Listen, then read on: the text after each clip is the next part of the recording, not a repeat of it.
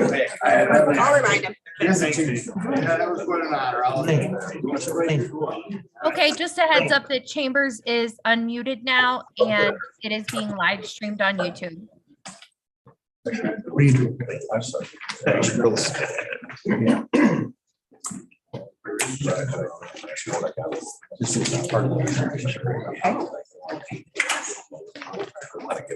Oh, he's right behind me. Sneaking up on you. We gotta give this to. Okay, it's almost 5:30. Everybody here? Chairman's here. Coach is here.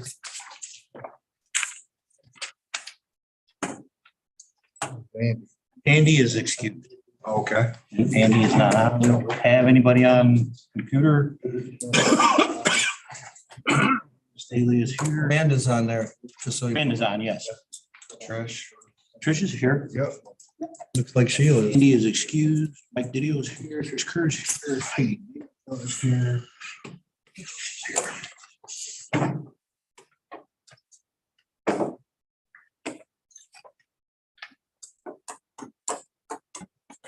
Okay, it looks like it's 5:30. We'll get going. Roll call. I believe everyone is here. Andy Dennison has been excused. Minutes to approve. Any discussion? All in favor? All right. Any opposed? Carried. Appointments. I've got 2 appointments tonight. They are for the Fire Advisory Board. Denise Cornelius is reappointed or would be a reappointment, and Angelo Messina would be a new appointment. I would make that a bundle. It is for both, or both appointments are for the Fire Advisory Board, so I'll make that a bundle and need a motion. Need a second? Second. Any discussion? All in favor? All right. Any opposed? Carried. Okay, we're gonna get right into it. I have a presentation tonight. Mr. Angelo Messina is going to give us a brief introduction to or talk to us about the scene support rehab unit. So I, with no further ado, I will turn that over to Mr. Messina. Good evening, I'm Angelo Messina. I'm the rehab unit leader. We're looking to get into a possibility of the new vehicle. First of all, like, who are we? The rehab team itself is a group of volunteers. We volunteer with other fire departments, and what we do is we go to other people's calls and we provide whatever services that we can provide for them in terms of what we can do. Slide, please. Oh, there we are. Okay. Okay. So as you can see, we're first responders. We volunteer with other groups. No one is paid. No one is compensated for mileage, time, efforts, or whatever. We're basically, next slide, please. We're made up of volunteers, EMTs, as well as firefighters. The EMTs, the main focus of the rehab group is medical supervision. As you can see here, what we do is we'll take vital signs for firefighters, make sure that they're okay, that they can go back into the scene once they've had a few minutes of rest. The other members who are not EMTs, what they will do is provide hydration, replace electrolytes through freeze pops or with Gatorade drinks, and provide some nutrition if it's needed, particularly with people who might be diabetics. Okay, next slide, please. Who's responsible for rehab? Rehab under MFPA 1500, the authority with jurisdiction, which is the individual department, has the responsibility for rehab. Look, there aren't enough volunteers out there now. If we take more people from the call itself, we're not going to have people to put the fire out. So what the county decided to do was create a rehab team. So what we're doing is the people in the north end of the county, when there's a fire in the south end, will respond to the south end. When there are people, when there's a fire in the north end, people in the south end of the county that belong to the team will come to the north end. So that's the way we try to work it as best we can. But like, as I said, the individual fire department can't do it on their own. Next slide, please. Current vehicle. Your current vehicle is Can I 20. just ask one question? Sure. Your particular role is to support the people responding to the crisis, not the individuals that are being responded to? That is correct. Okay, So what we're doing is we're providing firefighter or responder safety. okay. That's the way we look at it. And what we try to do is we try to be force multipliers. I'll use the city. The city had a call, they had 15 guys that was all hands. But they had other calls that they had to respond to.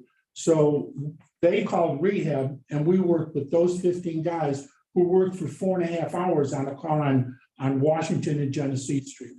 Okay? So you didn't respond to the emergency, you No, we supported the just, we responders? support those responders so that they can continue to work.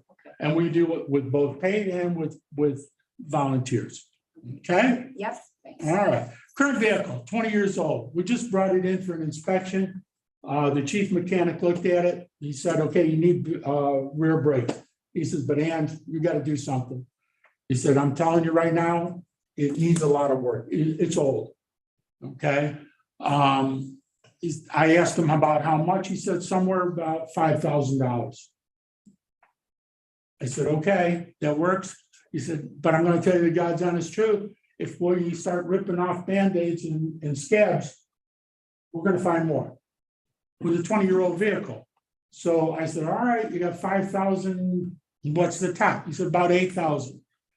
So I said, between 5,000 and 8,000, we only paid 9,000 for the vehicle to begin with. We bought that from Weedsport, okay, as a used vehicle. This is the second vehicle that we've had.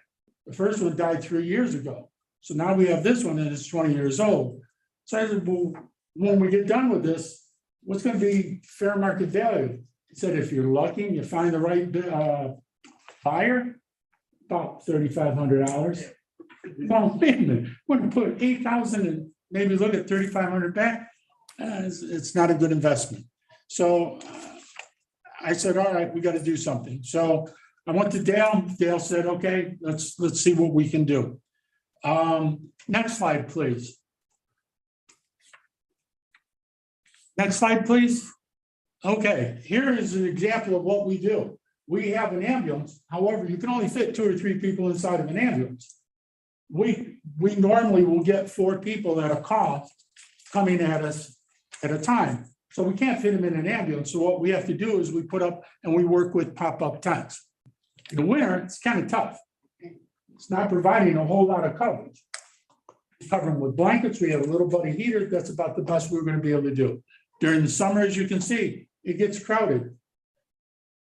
We don't have air conditioning. What we do is we save the truck for that one person who might need to get in air conditioning because they're overheated. And that's the best we're able to do. We have a generator, we have a fan, we create a breeze. That's the best we're going to do. And we provide, again, hydration and the electrolytes. Okay, next slide, please.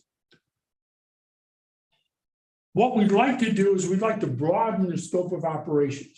Presently, right now, we're dealing with just rehab. But I recognize something that we needed, particularly at the Weedsport bus accident. At the Weedsport bus accident, I was asked to set up a command center.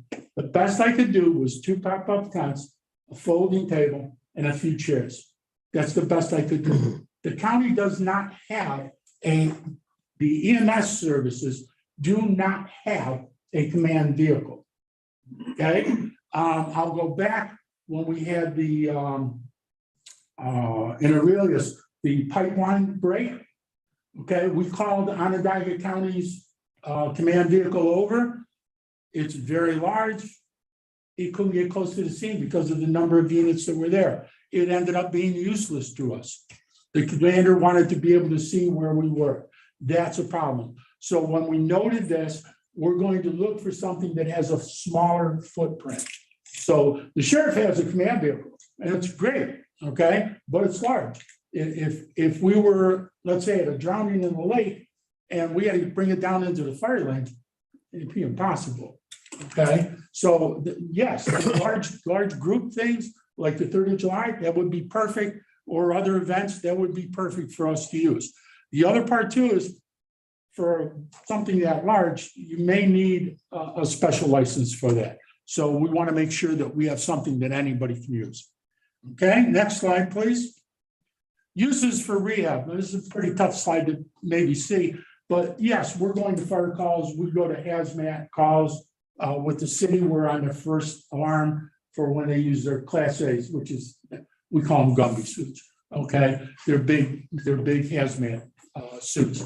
We monitor the vital signs to begin with, and we monitor them when they come back out and see where they are, and hopefully they're okay. But other things that you can use it for, search and rescue, drownings. I've been on 9 drownings. I've never been in a drowning that has been less than 3 days. Less than 3 days. So you need something there so that you can have a command center that you can use to rehab the people that you are asking to go out on the lake and do whatever they have to do. Confined space, structural collapse, all the things that you can see. Brush fires. Brush fires are very taxing. Wildland fires are very taxing on individuals. So having us there for hydration, and the other part of this is training. New York State requires whenever there is a live fire at the training tower, rehab has to be there. And actually, we're starting to get called for other things too in terms of training. So next slide, please. Are you referring to this as a command vehicle? Yes, ma'am. Okay, so there is a command vehicle in the sheriff's, but it's used. This is also in your mind a command. This is in our vehicle mind what we would like to look at. Yes, for ma'am. that purpose. Okay. Yes, ma'am. Okay. And I can't take the credit for this. Wayne County's doing this. We're going to look at a vehicle that is already tried and true, is used by Wayne County. I think it's a great idea, but it's a 16-passenger bus. And as you can see, it's got the sheriff's logo, EMS, and the fire. That's what we're going to propose. What we would like to do is make this a multi-use, multi-agency vehicle. Presently, right now, you have a fire investigation team that does not have a vehicle. What we would do is on the back of this, we would store some of their equipment so that way they can, whenever there's a fire call, rehab is involved, you know the investigators are coming. So we have the unit there already. It just makes sense to continue doing that. All right. I've offered this to the sheriff. If we get this vehicle, I've offered it to the city police. It can be used for, God forbid, you know, the motor vehicle reconstructions after a fatality. This would be a perfect unit for them to park off the side and do all their computer work and do whatever is necessary to do there. Okay. Next slide, please. Show you what's on the inside. This is taken at a call. So you can see it's in use. But there are 2 workstations, one fore, one aft, one in the front, one in the back. They have electrical outlets on the front, electrical outlets in the back. And what you can do is set up your computers. The EMTs can sit down, take their vitals, have a place to write, do whatever. Also, my idea was that you could take a folding table, put it in between the 2 benches, and now you've got a command center. The commanders can sit on either side. On the folding table that's there, they can put their command boards, their maps, their radios, whatever they have to have. Next slide, please. And the other idea is it's a smaller footprint. The biggest thing is it's a 16-passenger bus. Anybody can jump in and drive it. That's the biggest thing. Okay. To me, to have it just one person or just a select few, that's not a great idea. Anybody should be able to drive it. So by having a smaller vehicle, smaller footprint, I think you'd be able to do it. Next slide, please. We want to be self-sufficient, an onboard generator, so that way we can handle the electrical needs on the inside of the vehicle, as well as the scene support lights on the outside of the vehicle, so that we can highlight whatever is around us. Next slide, please. We'd be capable of at least accommodating 6, and actually they accommodate 8 with no trouble at all. And there's room for the EMTs to walk around, do all the vital sign checks that they have to. And for the fire investigators, if they needed it, rehab could leave, the investigators could come in, they could do their interviews and do whatever is necessary in terms of fire investigation. Next slide, please. And on the back, we would have as a back door there would be storage where we could accommodate the fire investigators. They could go back, and they could get at their equipment. All right, I know, bottom line, what's the cost? That's the hard part. It's hard for me to bring this to you because I'm a commissioner, and so spending money isn't that great, okay? But in order for us to do this, it's gonna be about $205,000. And the primary reason behind it, when I asked, was the price of Ford 550 chassis is triple. That's the driving force in all of this, is the price of chassis and the chips and the motors that are involved. Okay? With that, I thank you. Any questions? I got a couple of hands. Andrew, I got several of them, actually. Has the city been talked to? Are they gonna be able to do anything? Are they gonna use it in the city? They probably will, Yes, right? we respond to the city. Already. Would they be able to, have you asked them for, or done a presentation for them? I have not done it. This is where I get in trouble because I have. Didn't mean to put you on the I spot. have the ability to speak truth to power. Okay. Look, the city comes to the county for mutual aid. Okay, they don't charge us, so we go to them. I have a hard time charging them. No, I understand. Okay, the other thing, though, I will say this, out of all the departments that we go to, the city replaces the water that we use. Now, not, some departments do that, not all departments, but whenever I've gone into the city has always replaced whatever water they've used. I got a couple more, Ange. Yeah. It doesn't have restrooms, probably, does it? I didn't. No. No, okay. No, well, we thought about that. There'd be a lot more, I'm sure. Oh, well, Okay. you know, as you can see, some of our ladies, they're here and it's easy for guys. Yeah. Again, I'm a health teacher, I'm blunt. The world is very- I'm very blunt. Yeah, for guys, it's easy. You pick a tree, okay? For ladies, it's not so easy. No, I understand, absolutely. It would be county owned if we did this, it would be county owned. Who would be responsible? Who would be in charge of the? Well, Vehicle it would come under the EMO office, Okay, and as a unit leader, it would come under me. okay. Would it be kept down, where would it be kept in the parking lot? Right now, our rehab unit is stored in a Wasco Town barn. They've been courteous enough to give us a bay. The reason for it is if you leave it outside, it's cold. That becomes a problem, Mhm. okay? The other part of the problem is in terms of who could respond to it. Actually, I got Rick Saxton, myself, Lori Boudreau. There's 4 or 5 of us that could get into the barn Okay. without any trouble at all. And And they've been very nice. they'd let us use it if we got a new one? Yes. Thanks, Ann. Appreciate it. I'm all in favor of it, believe me. Thank you. Any other questions for Ann? Just- Please I here. was curious at ballpark, how often does this vehicle get commissioned out? over the I course? can, it depends on the train and the circumstance. Uh-huh. During the summer season, quite a bit, okay? Because once it gets hot, they know we have water and so they're gonna cost. We don't always do a full, what we call a full rehab. In some cases, what we'll do is we'll just provide hydration for them or the electrolytes. We have little freeze pops I'm notorious for. And that helps to replace the electrolytes and has just a little bit of caffeine in it. And I'm a health teacher by trade, so I'm very anti-Gatorade. Okay, it's very tough on kidneys, if anybody doesn't know it. You're getting kids in their late 20s coming up with kidney stones from it because they've been drinking it since they've been 5 or 6. If I may, on average, because we try to give you that information most months, 2 to 3 times a month is probably average. July is going to be busy because they also support special events like fireworks. They will be our Part of our plan. emergency health and the Great Race. And there's more of those types of public events where that could be a great asset, especially as we have fewer ambulances available.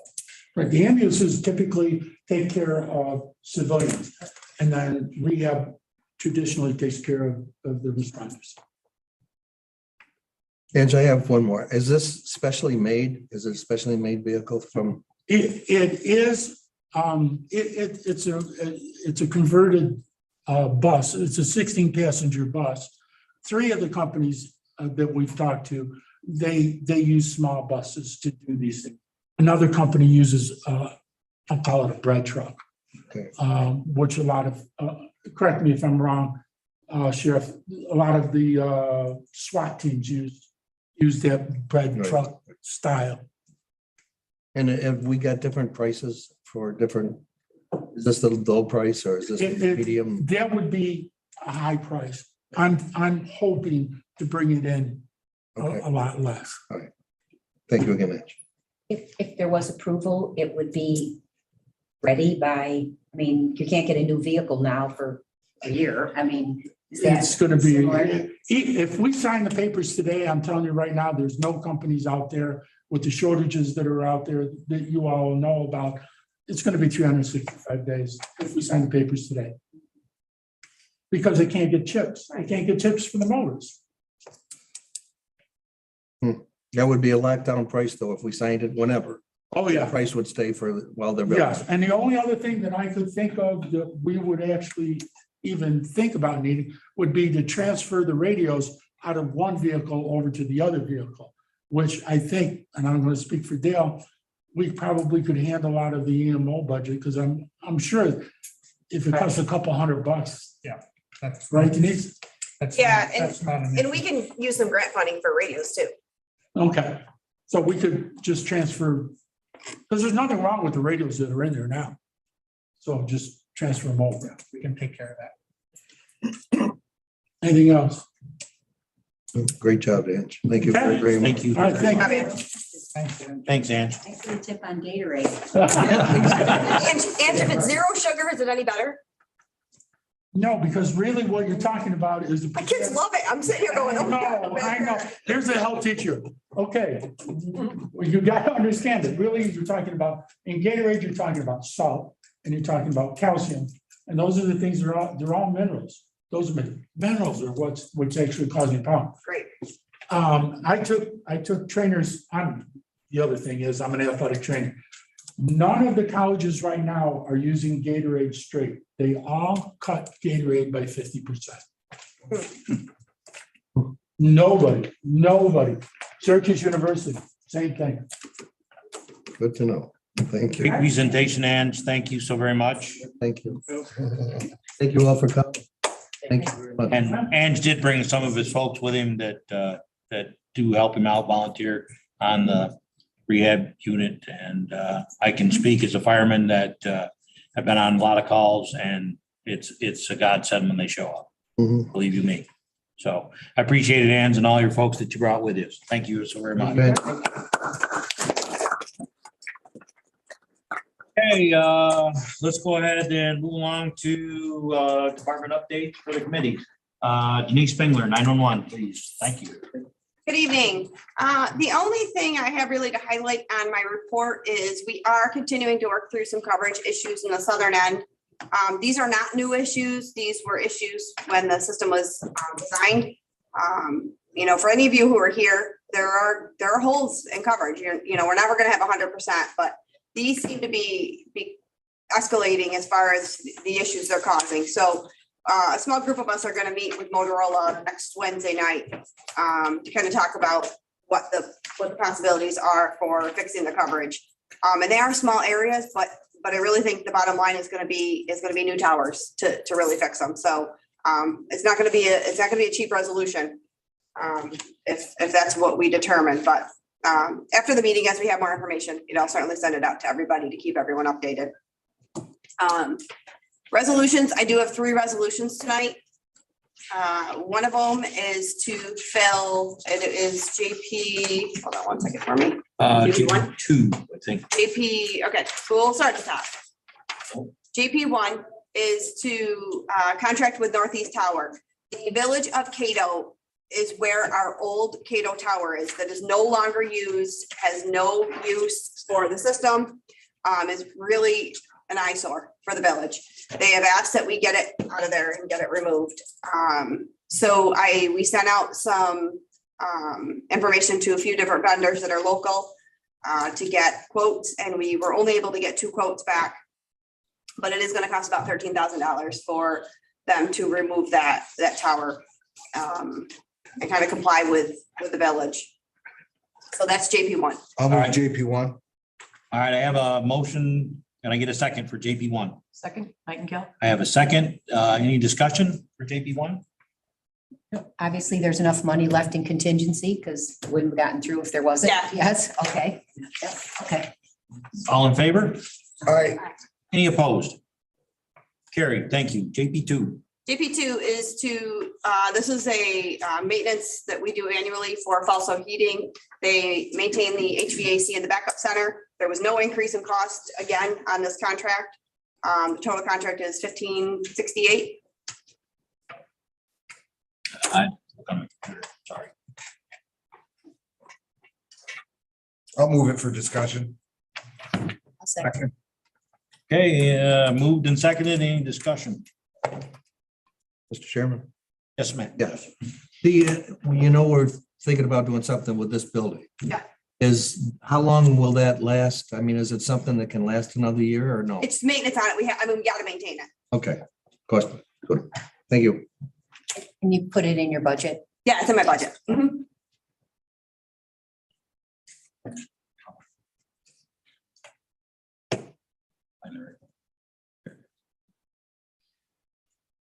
Let's see here.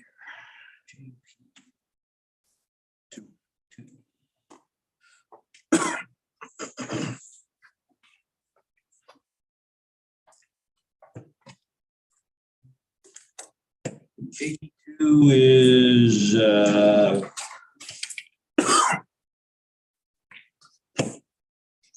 there a way to pull it up on the screen? yeah, it's $1,568. Oh, Amanda's in remote, so oh, okay. there it is. So $1,568.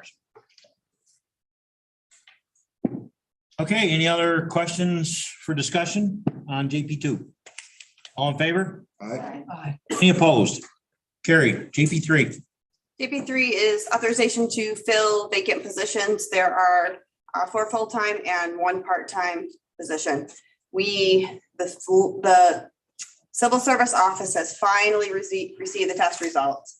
So they are working on typing tests right now, and I anticipate hopefully having names by Monday, doing interviews the week of June 20th, and hopefully getting through backgrounds, drug testing and everything, and starting a class in the beginning of August. Okay, I need a motion for JP3. Move it. A second. second, Second. sorry. Any other discussions? I just wanted to clarify these 4 positions include the 1 additional position that you were looking for at the time of the budget Correct. and ended up getting approval for it when you made the promotion. Yes. So this should get you pretty where That's where we you need want to be. Yep. Okay. Any other questions? All in favor? Aye. Any opposed? Carried. Thank you, Ms. Spingler. And just as an FYI with that, there were 35 people that took the test, which is a significant decrease. I mean, I think I mentioned, we used to have 100, 150 people take it. 25 passed. And then we have to see how many tests the typing does. So we're in a changed world. Mr. Chairman, are they leaving D because of retirement? Are they leaving, why are these? One of them went to the sheriff's office. Oh, sure. Yeah, exactly. We keep our doors locked now. One of them, no, you know what, I like to see people grow. So I would never discourage that, if that's where their heart is. One of them went to social services. One is gonna go part-time, just due to some family issues, and one is a new one. Good. Thank you, Mr. Chairman. Thank you, Any Dean. other questions for Denise before she heads out? Mark. Oh, I'm sorry. Go ahead. I was just curious with that pass rate, is that pretty typical? Honestly, I was impressed that 35 took it and 25 passed. Oh, Yeah, that was a decent number. Does the test generally reflect like the duties of the position? It's tough. I mean, I don't, it gives a high level of what they do, but unfortunately, until you sit in that seat, Right. it's hard to say if someone really is fit for that position. Because it's just such a different type of job. Can I ask? Yes, sir. Now I'm intrigued. So is that like people take the test and don't achieve a score of 65 or people don't achieve a reachable score? So, I think you have to score 70 or better okay, so for civil service. So like it's 10 people are not achieving a correct. Yeah, basic. but out of 35, I mean, I think about, we would have 100 people take it and you'd have 70 pass it. So, you know, Roughly. yeah. I mean, I talked to Seneca County, they had 4 people on their list. 4. Yeah, Oswego had 10. like that all over. It's crazy. It's crazy. Any other questions or comments? Oh, back over here. Just one more. What's the minimum age for those positions? 18. 18. Yeah. So somebody theoretically could come from high school. Yep. Is it, and, Yeah. okay, You have to be 18 and have a valid driver's license. gotcha. In high Is there- school. Yeah, or GED. Yeah. Do you guys do any like outreach or recruitment in the high schools? We do. We haven't, but yes, we do. We try to, but unfortunately, the last couple of years we have not. Sure. Yeah. It's stressful for an 18-year-old, I would think too. It's a lot. It's a lot. I mean, it's, Yeah. but you get those ones that really are, they're a good fit for it and they excel. They really do. And honestly, there's so much technology involved that schools have done a fantastic job of integrating technology now. That, I mean, my kids are probably better than I am. Oh, yeah. So some of that age group, they do excel. Just a final comment from myself. I have been out and sat in the center when, spend a couple hours out there and just watch the dispatchers do the job. It's jaw dropping, and I will use that term. It's not an easy job it takes a specialized person and it's a tough job. Any other questions or comments for Denise? Thank you, Denise. I appreciate your time very much. Thank you. Next up on the list, Lloyd Hoskins from Assigned Council to Stop DWI. Thank you, Mr. Chairman. I do not have any resolutions tonight. You all received my report. If there's any questions or concerns. I would like to thank Chairman Gould and Operation Officer Androsco and Lynn Marinelli. They gave up a couple hours of their day to conference call the head people in Albany ILS to talk about our year 3 and year 4 budget. Those budgets for year 3 represents 616,000, year 4 is 821,000. They were very detailed in terms of what they're going to pay for. Kind of gave us a pretty good picture of what the office will look like next year and the year after. So again, thank you, Chairman, for giving up your time. Very much. Thank you. And lastly, the only other thing I had is in my report. We were waiting for a grade and salary for the supervising attorney's position. Since the report was issued, I do now have that from civil service. So now we'll have that in a resolution to present to you next month. Okay, any questions?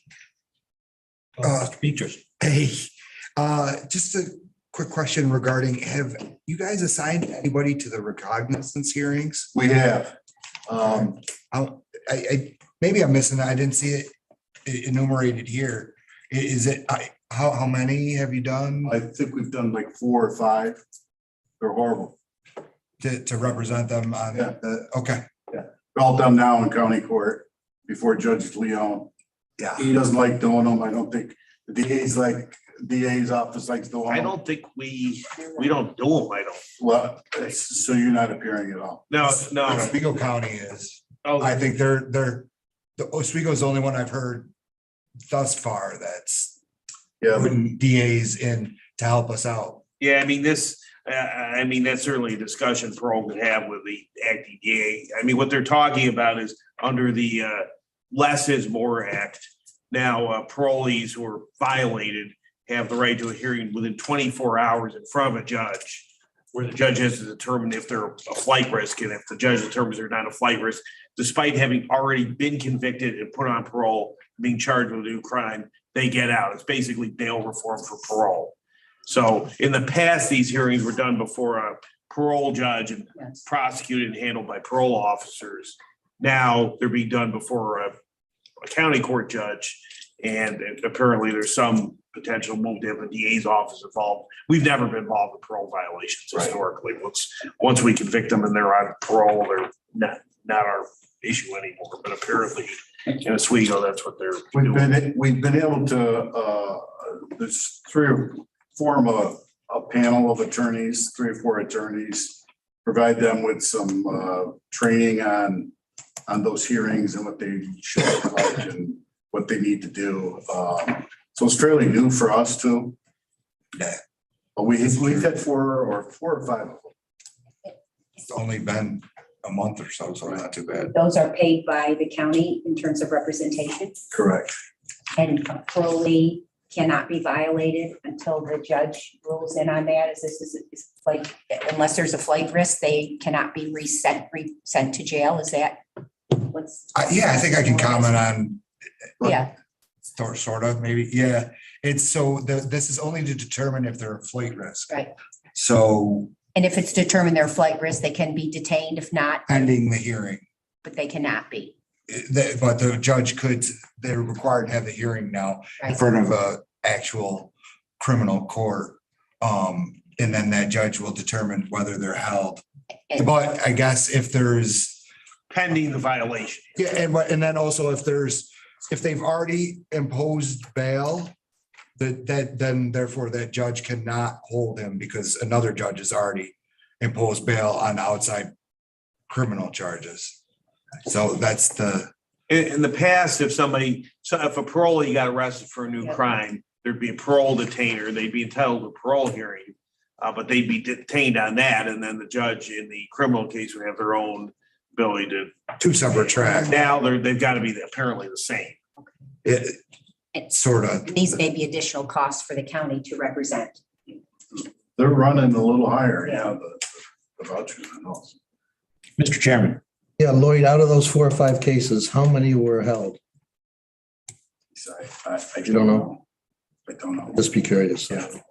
I can get you that number. Would you, I'd be curious what Tom Leon, what Judge Leon is doing as far as releasing them. I know. Certainly one up to the today was judge. held. Sorry, guys. One today was held.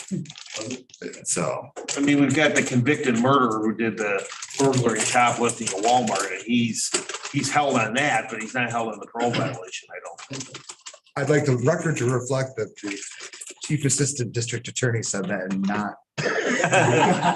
representative from this. So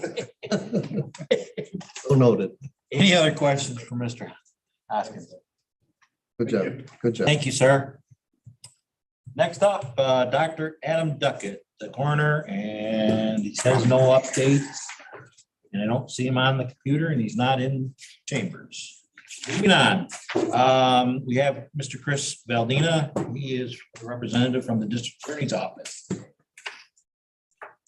Thank you, Mr. Chairman. The acting DA just got done with a trial convicting one of our longtime customers, Carl Diggs, of robbery. He was shoplifting from Walmart. When they tried to, the loss prevention people tried to get the property back, he pulled a knife and was caught with a knife in the clothes he wore by APD in a motel, and the troopers in a motel down the street.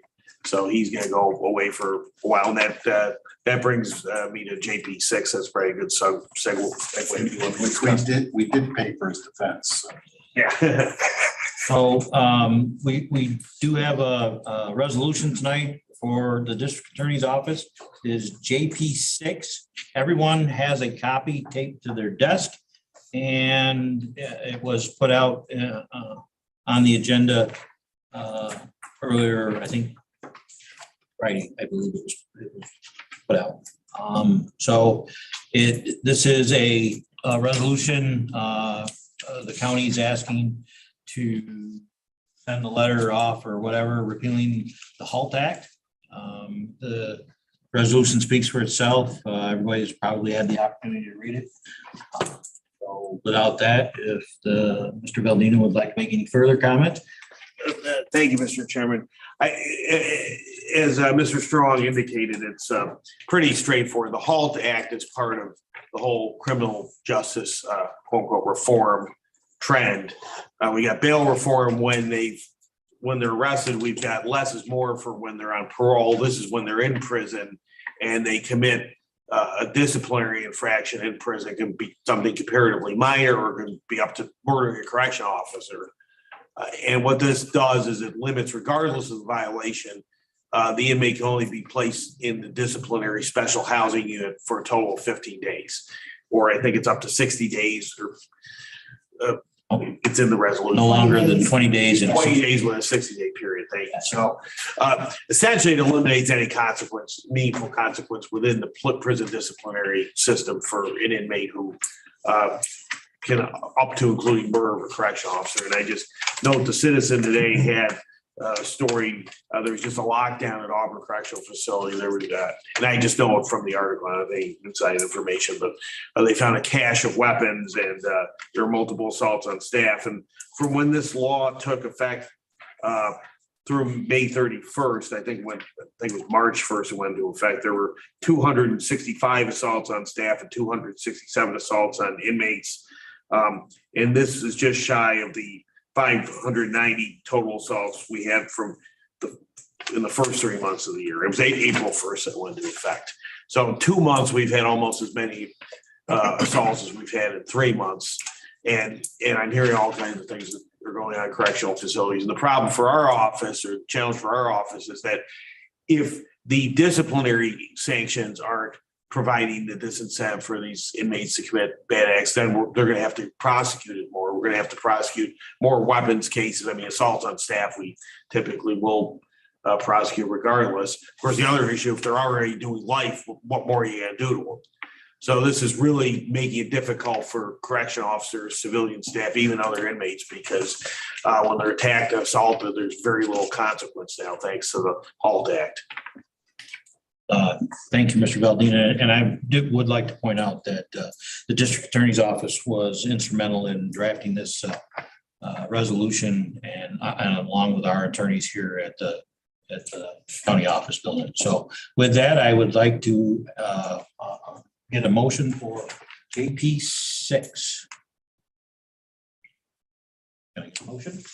I'll motion it. Can I get a second? I can get a second. Any discussion? I do have a little bit of discussion because as I saw this on the agenda, and I appreciate the heads up, I have been trying to educate myself because this is certainly not an area that I'm well educated in. I know there are like 23 states in the District of Columbia who have enacted some type of statute and limit on solitary confinement. And this resolution, if I'm not mistaken, is not asking for amendments to the HALT Act. It is asking for a full repeal. And to your own words, solitary confinement can be applied to minor incidents as well as assaults, murder, in all instances. So I certainly see where there needs to be safeguards to address and protect staff from violent acts, and those should be in place. But if we ask for a full repeal on this, and I've also read the stories about the negative effects of solitary confinement on people with mental illness and the harm this can actually do, we're asking the state to repeal it, not amend it, and we're asking to go back to the prior inmate discipline framework for what it was. And I am frankly unclear as to what the prior form of discipline framework really was. Was that there would be minor offenses and people would be in solitary confinement for months for infractions, for disciplinary, talking back to it? I mean, what does this really repeal look like in terms of doing some humane safeguards for individuals? Sure. Well, I mean, first of all, we've never had true solitary confinement. I mean, all the inmates in New York, with a few exceptions, are single bunk, they're in single cells. Special housing unit, they have fewer privileges. Like 1 hour out of 24? That's what I'm Yeah, reading, I'm- 1 hour and I- out, no light, no books, no nothing, just, Oh, wait, no, It's no, 4 hours out, not 4 hours every 24 hours. currently? Yep. Okay, I mean, well, you say currently. no, I mean, Prior- prior to the, Prior to the HALT Act, it was 4 hours every 24 hours. not 1 hour Correct. in New York State. In New York State. Okay, and people could be there for far longer than 15 days if that, Sure. I believe prior to the HALT Act, it was, the limit was 30 days. And is that true? there was already a series, I'm sorry. No, I thought there were months and months people spent in solitary confinement. No. Did. They're still entitled, these people are still entitled to visits. On their, there's a schedule, they would be entitled to their visit. There is no time limit other than, I believe it's the day shift operations, which would be an 8-hour shift, they would probably be allowed to visit. And I don't want to say specifically, I've been retired for a few years, but when I was there, basically they could spend the entire shift out if they had a visit. And So people in special housing units, the box, the shoe, whatever Yeah, that's- people call it, they do not languish and spend months in solitary confinement. They're literally from me to Hans away from one another. I'd love to have a conversation with you. I'm still. I mean, this is just very difficult for me because I'm asking. No, I understand. Support something I know so very little about. I would ask that you and I could have a conversation offline that, Okay. however you vote tonight. But as we move forward, I'd love to have a conversation with you. and I I would, just got a kid going to college. I don't want to. I mean, my thought tonight was I'm not comfortable or knowledgeable enough to know whether I would support a full repeal of this act. So I probably for tonight wouldn't support this because I know so little about what this will really mean and what Understandable. effects this has. I believe we have a question. Okay. Comment. Well, just by way of background and reference, prior to the HALT Act, there was already a series of regulations by the Commission of Corrections that regulated all the aspects that are being regulated under the HALT Act. In other words, time limits, reporting requirements for the correctional facility, as well as, mental health counseling and intervention, which is part of the HALT Act. All of those items were already regulated prior to the HALT Act. So, and there was a movement. I mean, the reason I'm saying all this is we have a lawsuit pending against the county right now, where the allegation is that an inmate was attacked by a fellow inmate and that the county didn't do enough to restrict the offending inmate's behavior. But even looking at that case, the movement, if you will, or the direction that the Commission of Corrections was going towards was to continually reduce the amount of time that an inmate could be put in special housing or in restricted housing. So, I mean, there was a movement in that direction already by regulation. So it kind of begs the question of why the HALT Act, when they were doing that by regulation before. That's Came in with such strict timelines, irregardless of the crime, is really what's happening. Well, you always had the tier hearing system. So it's almost how we grade criminal offenses. You had tier 1 through tier 3, and that governed the seriousness. Tier 1 was the least serious, tier 3 is the most serious. I think that's probably still in place. And there are sanctions. Every time an inmate is found, first of all, they get notice in a hearing of procedural rights. And every time they're found guilty of a violation, they don't get the special housing unit. They can lose commissary, they can lose privileges, they can get what's being called keep locked, where they're confined in a regular cell for a period of time. And even then they still get wrecked. So it's not as if everybody was just thrown into special housing for long periods. They recognize a gradation of offenses, so the minor stuff They would not certainly No. impose the same. No. But in this case, with the HALT Act, murder, violent acts, there is no anything past 15 days. That's my interpretation of it. Yeah. Can't be locked up any more than 20 consecutive days in a 60-day period. Right. Any other discussions? Okay, all in favor? Aye. Any opposed? 3 opposed. We're gonna have 3. I just don't know at this. Oh, point. so that's two. I see these Oh. 2. I thought she No. raised her hand also. Who the opposed are? I have Trish and Heidi opposed, Andy Lane. Anyway, Andy Lane. at this point, I'm going to still continue to weigh all of this and get more information. I certainly will. Can I get a show of hands who are in favor?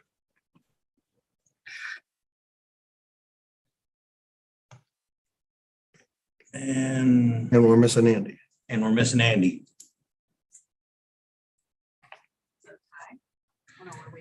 So how does that, Andy was excused. We can bring it up on the floor. Which really makes a little more sense since this is a legislative resolution, really, right? Yeah. Well, I mean, I know you wanted for transparency to it, for it to be here. my just question, and this goes to Mr. Graham. Obviously, this resolution here tonight, would this go in front of Ways and Means? No, there is No money. So the next step would be at full ledge meeting, correct? We have to bring it up as a legislative resolution at the full board. Okay, Sir, yes, sir. so I take it we are Moving on. moving on. So that resolution Educate fails, myself. as I understand it. Amanda, is that correct? It would fail in this committee? Yes. Yes, that was 3-3. 3. Yes. And Andy's is No. a definite no, even though he's They're excused. not weighted here. Yeah. He's, Not in the it's not weighted, so he just doesn't count at all. So there's just 6 members technically there right now, and only 3 voted for it to go, so it does not pass. Okay. Moving on. Next up would be, I want to make sure I do this correctly. Days. Dale Courier, you're up next, sir. 911, or excuse me, Fire and EMO. I apologize. I missed. Thank you. Good evening, everybody. Been a busy, very busy month. I have updates on all of these items. The request for funding or the work by the architect firm to come up with more specific costs for the Public Safety Training Center is going to require an expenditure. We did have a meeting with Chairman Gould and others on Monday, and I believe a resolution is forthcoming to request the $29,000 to have the architects move forward so we can get concept drawing plan and more specific costs. Item 2, the work necessary for the mass gathering permit for the fireworks and symphony, I believe went out today or will go out tomorrow. That's all completed with Parks. We did get the 2 grants in that are itemized in item 3, and both were accepted by the state. So we will have that money coming in. The approximate 135, I think it's 132 and change, actually. We did get for number 4, the 3rd vendor quote for moving forward with the county operation, continuity of operations plan work. So I've got to get with the purchasing director to see what we need to do to get that forward, because we need to complete it by end of August to have it covered by the grant. The last of our KN95 masks and COVID tests were distributed to employees over the last couple of weeks. There was some material left, and that was offered to Office for the Aging. So they took the remainder. There wasn't a lot left, but they have a specific use for it.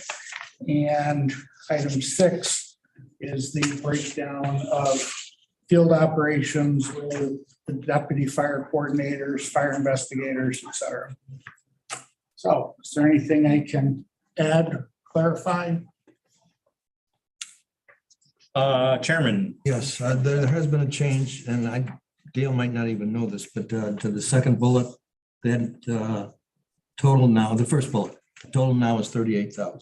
38. That was changed today, Okay, just so you know. And it'll be on that when it goes to ways, it'll be 38. thank you. You're welcome. we'll do, let's see. One at a time? Yes, we have to do these one at a time. JP seven. I have a motion for Second. JP seven. I got a second. Any discussion on JP seven? Hearing none, all in favor? All right. Aye. Any opposed? Carried. JP eight. I guess I can read this. I guess Dale has chose to retire. Is that correct? And he is going to be with us until, I want to make sure, Second, September 2nd.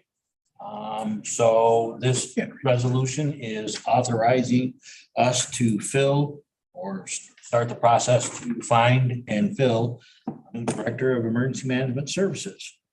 So I will make a motion for JP 8. Second, I'll second it. Bailey? any discussions? JP 8. Mr. Chairman, Yes, sir. I would just like to thank Dale. He started off 2 years ago, 2.5 years ago, when he was asked during COVID. He's been here 2.5 years, so we thank you so very much. And in that time, and you've done an outstanding job. We're gonna miss you. Thank you. Welcome. I'll miss being here. And I'd also like to add to that I've had the privilege and the opportunity to work with Dale over the past couple of years. And he's always been a professional, and I appreciate his time and efforts. So with that, I will take unless anybody else has any other questions or comments. All in favor? Aye. Aye. Aye. Any opposed? Carry. Okay. Thanks again, Dale. I appreciate your time. Okay, next up on the list would be Mr. J.D. Westbelair. Probation. Good evening, everybody. No resolutions tonight. I did send a report forward. If anybody has any questions, I would be happy to answer. Good news is our new probation officer starts Monday. Bad news is the next person up on the wheel of retirement has come to me and said that she intends to leave by the end of July. This was not unanticipated. So I've been talking for some time about the department going into a phase where we're going to begin to lose people on a very regular basis, probably 2 to 3 a year for the next couple of years. So we're going to continue to now, I think, go through this period of having to canvass, interview, bring people in, train, and replace the generation that's aging out. So once I have confirmation that a date has been set, I'll bring a resolution forward to fill probably at the July meeting. All right, we have started interviews for our vacant account clerk typist position. The bad news on that, as Ms. Spengler pointed out earlier, is we have a really deep pool of candidates, and so far more have said we don't want the job than have said we'd like to set up an interview. So I'm hopeful I might end up interviewing a total of 3. That's probably about all I'm going to get to pick from. There's only 6 on the list. Any comments or questions? Trish? Your probation retirements, do you have a list that you're working off of, Jay, or is there a future test coming for these? We have a list. COVID interrupted, well, 2 things happened. New York State was rewriting all of the probation titles when COVID occurred. So it delayed getting that completed. All the probation titles were set a year ago, so we have a current list. It's, again, not a big one. The candidates, and we've interviewed them all, we interviewed 6, are all good candidates. I was quite surprised to have gone through a cycle of interviews, and I didn't walk out of a single interview going, yeah, that person doesn't stand a chance or they're in the wrong profession. So we have a very good pool to pick from. I think, again, once the date is set, because we've already interviewed all of the candidates, we'll be able to turn this around very quickly and the supervisors and I'll meet. I know we each have kind of our favorite from the last go around. But I think we'll have a very good candidate coming in to fill this vacancy as well. Any other questions or comments for Jay? Hearing none. Thank you, Jay, very much, sir. Next up on the list is the sheriff. Ryan? Thank you, Mr. Chair. Good evening, everybody. Let's submit my report and just do a couple of updates. In regards to my report, I noted we're still down 9 positions in the jail. We're currently interviewing and doing background investigations on 2 individuals for custody positions that I think are going to be positive.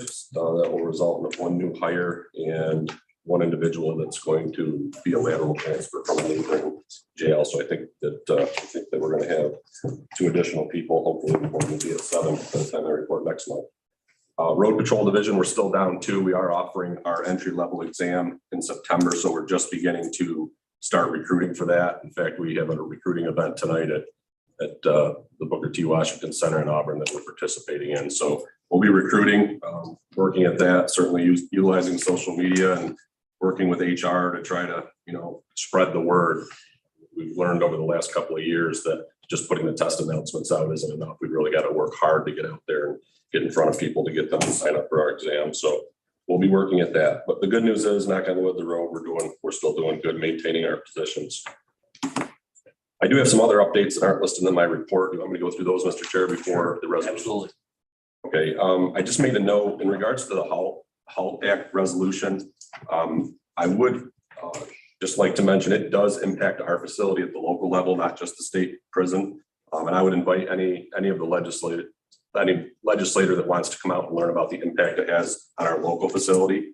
As Mr. Graham said, we do have current lawsuit, and it's kind of an example of what could be coming down the pike with some of the changes that have been made due to HALT and tying our hands and where we can put inmates not being able to confine them to a certain area in certain situations. So I would be happy to invite anybody out to speak to staff and learn firsthand, at least at the local level, the impact that it's having. You would have to follow the same rules that would apply to the Department of Corrections. We do. And my thoughts about minor infractions and the concern that people languish in solitary confinement when it's not a violent act, they may be misguided. I would highly recommend come out and learn about how our operation works and what happens in those minor situations. I think, sometimes we kind of get an image of what it looks like not working in that environment, but we might maybe watch television or we get this idea in our head of what it looks like. Yep. And I think you're going to be surprised that it's not what you think it is. And that could happen before the ledge meeting?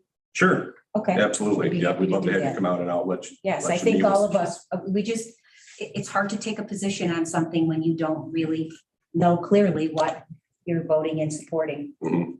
The HALT Act is not only dangerous, in my opinion, for our staff, and I've said this before with bail reform. It's dangerous for, offenders. The HALT Act is dangerous for people that are incarcerated. It's not just the staff, it's dangerous for them as well. So, And I've also heard you say that there are parts of bail reform that certainly make sense.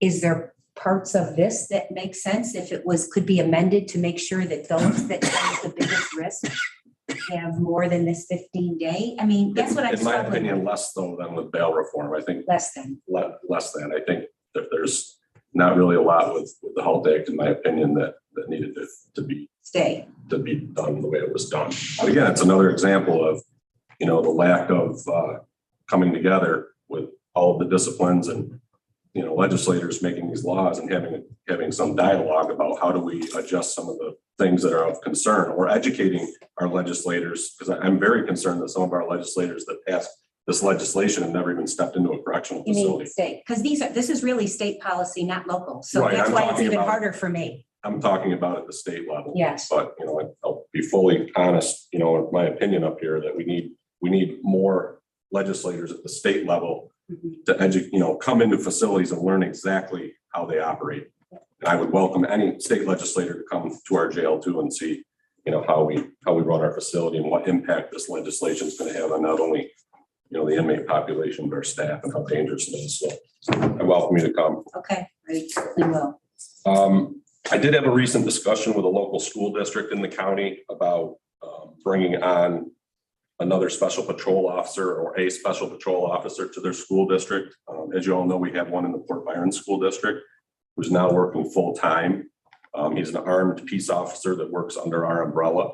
Another district, I'm not sure that they're prepared to announce that we're having these discussions yet, so I don't want to say which school district it is, but they're very interested in bringing a special patrol officer to their district. So I did have a conversation with them. We're looking at a potential proposal for a contract. It would be set up if we do this just like Port Byron, where they would pay the full salary and all of the costs to have the individual there. What's becoming a challenge for me or for our sheriff's office, with everything that we're doing today and all of the mandates and changes and things we've had happen over the last couple of years, we can't continue to task our current supervisors with more work. So if we're going to start supporting these programs, and I'm hopeful, I would love to put an SPO, armed SPO in every school in our county. But if we're going to start doing that and continuing to offer that, I'm going to need some supervisory help. So I'm going to have to propose adding a sergeant's position to our road patrol division to do that. But I'm also struggling right now with trying to meet our training needs at the sheriff's office, just with the volume of work and everything that's come down the pike here over the last couple of years. Training's kind of taken a little bit of a backseat. We're not doing as much as we used to.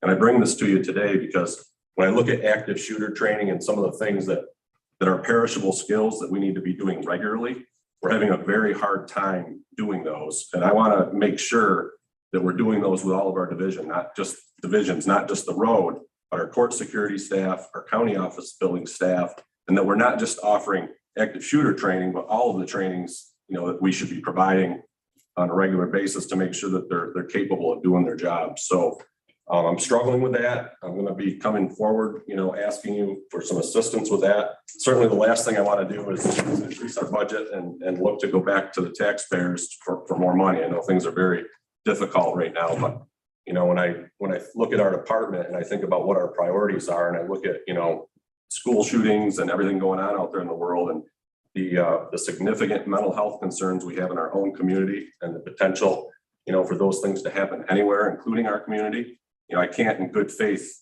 not come to you and say, I need some help to make sure we're meeting our obligations so that we can, take care of these critical things that we're tasked with doing. So I'm going to be coming next month, I believe, if I come to terms with the school district to bring on the SPO, I'll have to ask for another sergeant's position to manage our SROs, our SPOs and training.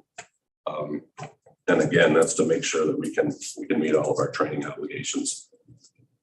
Can I ask a question, Mark? Yes, ma'am. You feel strongly that, even though you're stretched, meeting the request of that school district is extremely important? Mm-hmm. Absolutely. And I would support 100% putting an armed member of our agency in every school throughout the county. And the training that you're feeling kind of unable to accomplish because of the limits you have, is that all tied into being accredited as well? I mean, are you going to have to do some of this stuff to get accreditation that you're pursuing or not so? Well, yeah, some of the training obligations we have to meet for accreditation, but I'm not coming to you looking for that position due to accreditation.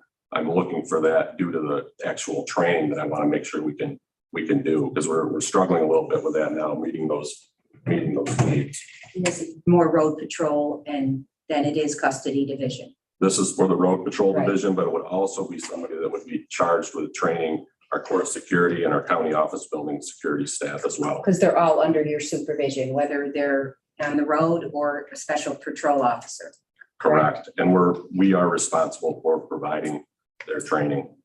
But with everything going on out there in the world today and what we're seeing locally, I just can't in good faith not come to you and ask for some help to make sure that we're prepared for those types of incidents. I'm very concerned moving forward that, we're going to continue to see additional challenges with the mental health crisis we're facing and everything in our community that it's not going to get easier for us. I think it's going to get more difficult. I was curious, were you somewhat relieved that your inmate population at 110 seems far less than it has been running? The count has been going down a little bit, which is good. Is that by trials are coming forward or, I mean, I think the district attorney's office has been doing a great Right. job of moving cases, getting, unsentenced people out of our facility. and the 110 doesn't include the individuals from centralized arraignment that you have to watch and maintain? Is that true for these inmates? You know what I mean? You have obligations if they're waiting there for their centralized arraignment. Right, so the overall population count could include them if they're waiting for their arraignment Okay. when the count is taken. But that's Okay. only gonna be 1, 2, 3 people, Okay. depending on how many we have for that day. But this is quite less than it had been. It is, our population has been decreasing a little bit, which is good. We're still boarding federal inmates. Our numbers are down there a little bit. We've been in close contact with the feds, with the marshals to try to, get that number back up a little bit. But we are boarding out some local inmates from Oswego and Cortland right now because they're having some staffing challenges. And we're generating some revenue there. And I believe we're going to have somebody coming from Tompkins. So we may start boarding a few for Tompkins too. So. Okay, any other questions before we move on to the sheriff's resolutions? I did have, I'm sorry, Mr. Go ahead. Chair, I mentioned couple of things real quick.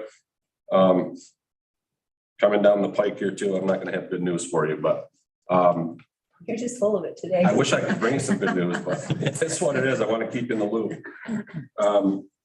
I think you're all aware the state mandated by law that we have to bring medication assisted treatment to the jail for the inmate population. Those are medications to assist with people that are struggling with addiction, methadone, Suboxone. We have to offer any of those types of drugs that are available to our inmate population. We have to have that program in place by October.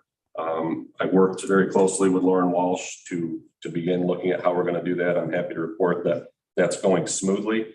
The only challenge that we're going to have is we have 3 full-time nurses that we aren't going to have enough nursing staff to handle what's going to come with that on top of everything else that we have to do. So I'm looking at potentially, instead of coming to you and saying, I need another registered nurse, I'm looking at what we do in that particular end of the building and possibly streamlining some work that we do to maybe look at bringing a clerk in to do some of the paperwork, some of the filing, some of the things that have to be done on the phone, follow-ups with medical providers in the area and that type of thing. So maybe what we can do is, rather than bring another registered nurse in, maybe free up more time for our registered nurses that are doing some of that work now.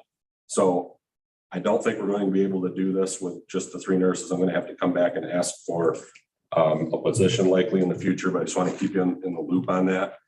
Certainly if we didn't have to do that, we wouldn't, but we're just, it's a lot, but I just don't think we can do it. The $100,000 that at the time when Ray was on his way out and Lauren was on her way in, that the state made available to put MAT in the jail.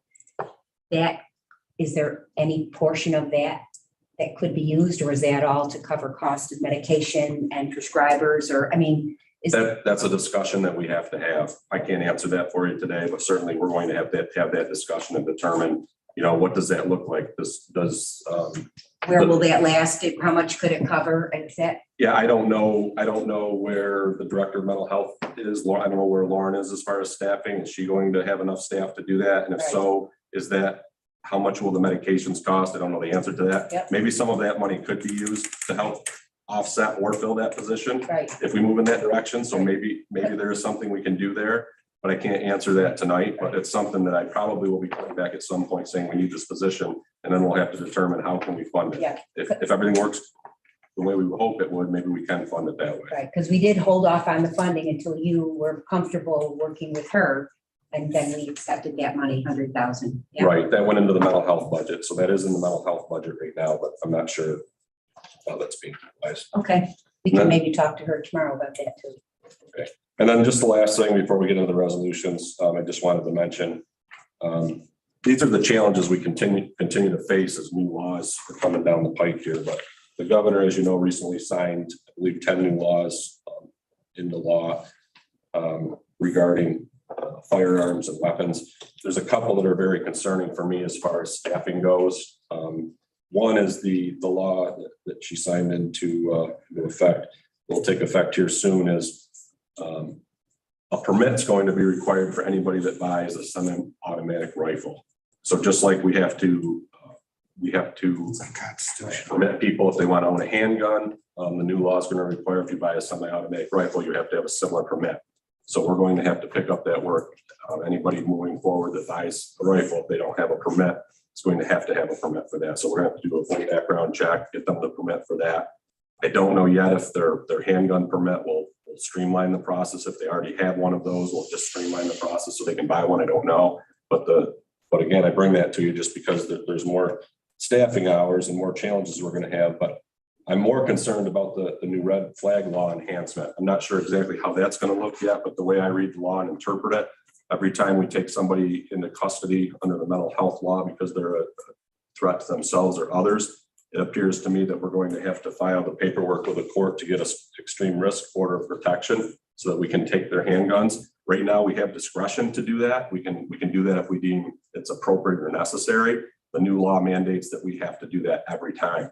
That's not an easy thing to do. It's a pretty extensive application and process to go to the court to get one of those.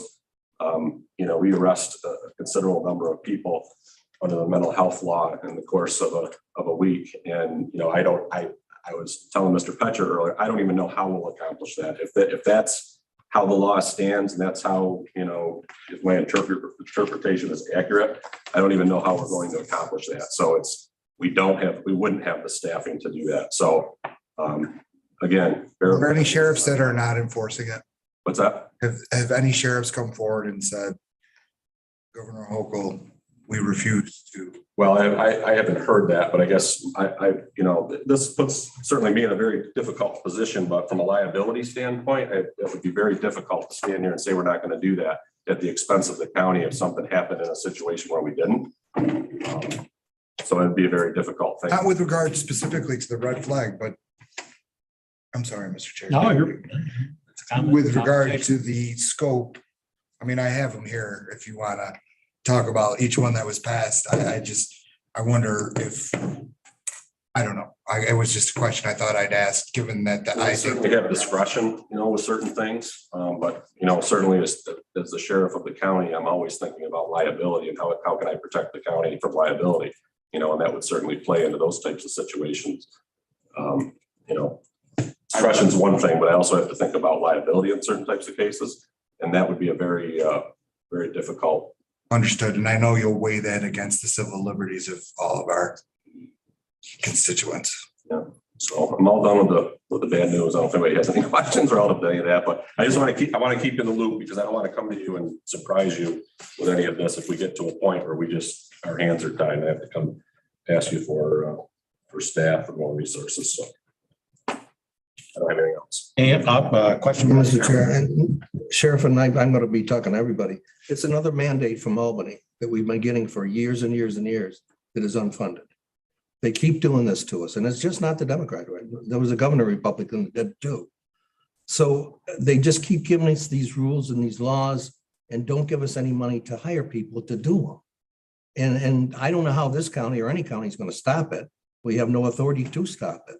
So again, I feel sorry for these departments that are mandated by the signature of a governor. I don't care who it is, and says you will do this, but you won't have any money for it.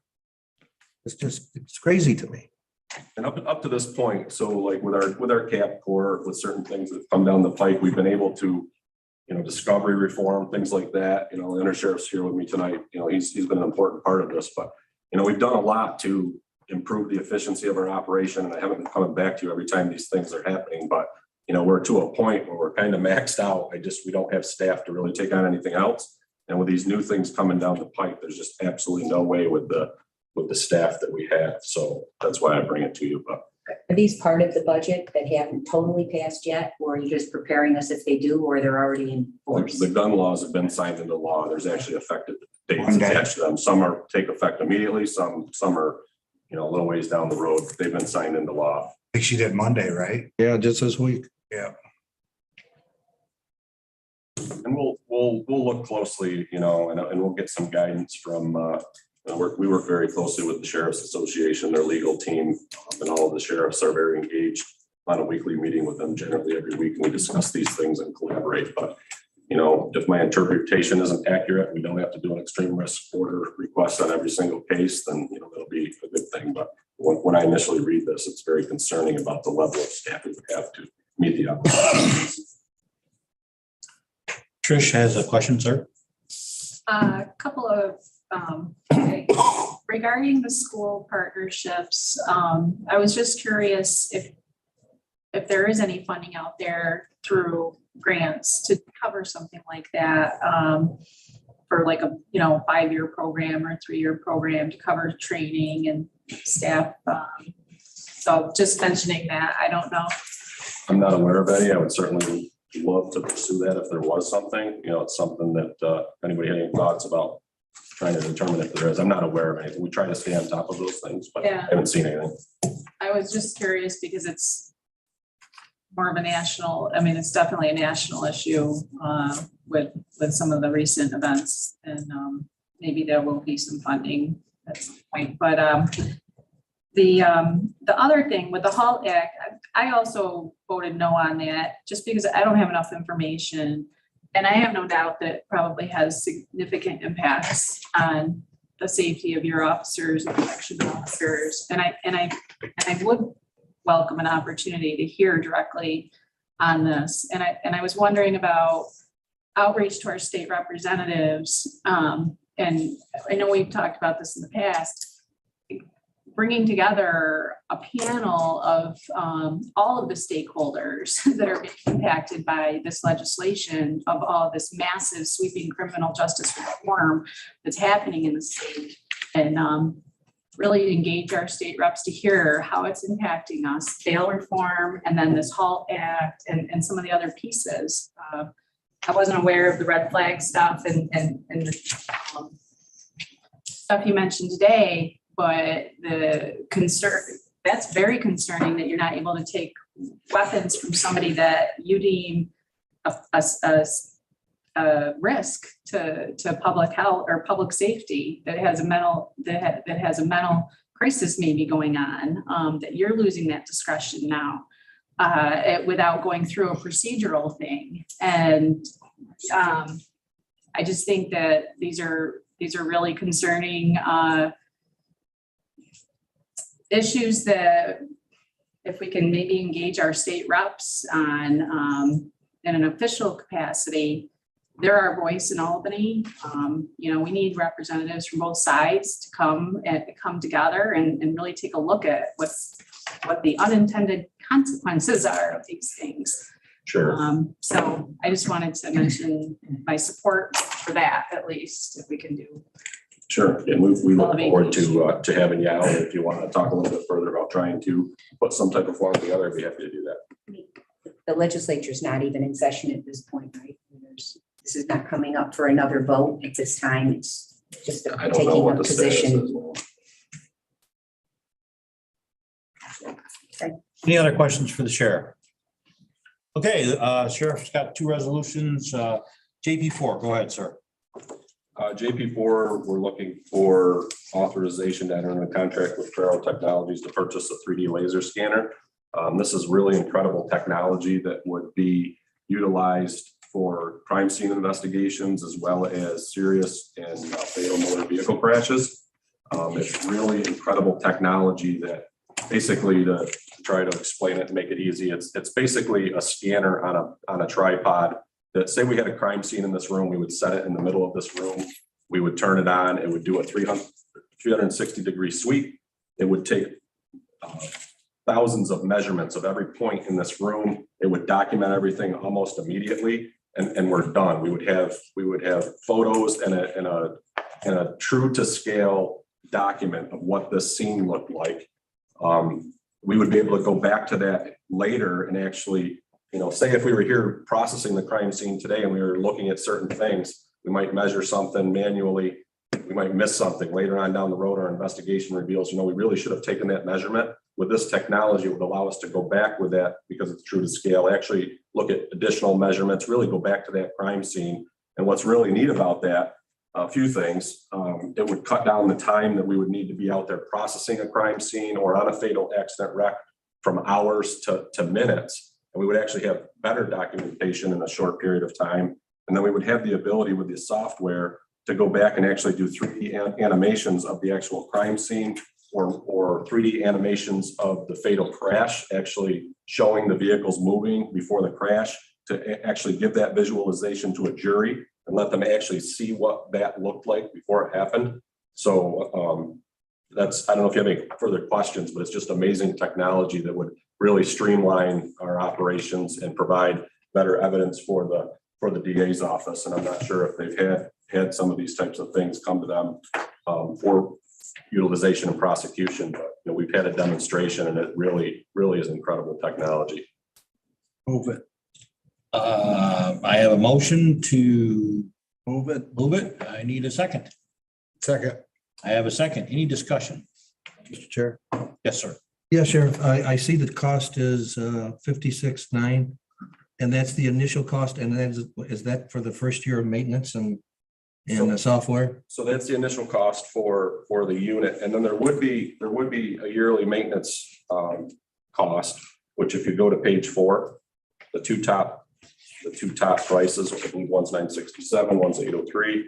Those would be yearly maintenance costs for the software maintenance and then the cost of the scanner. That's a pretty good price, actually.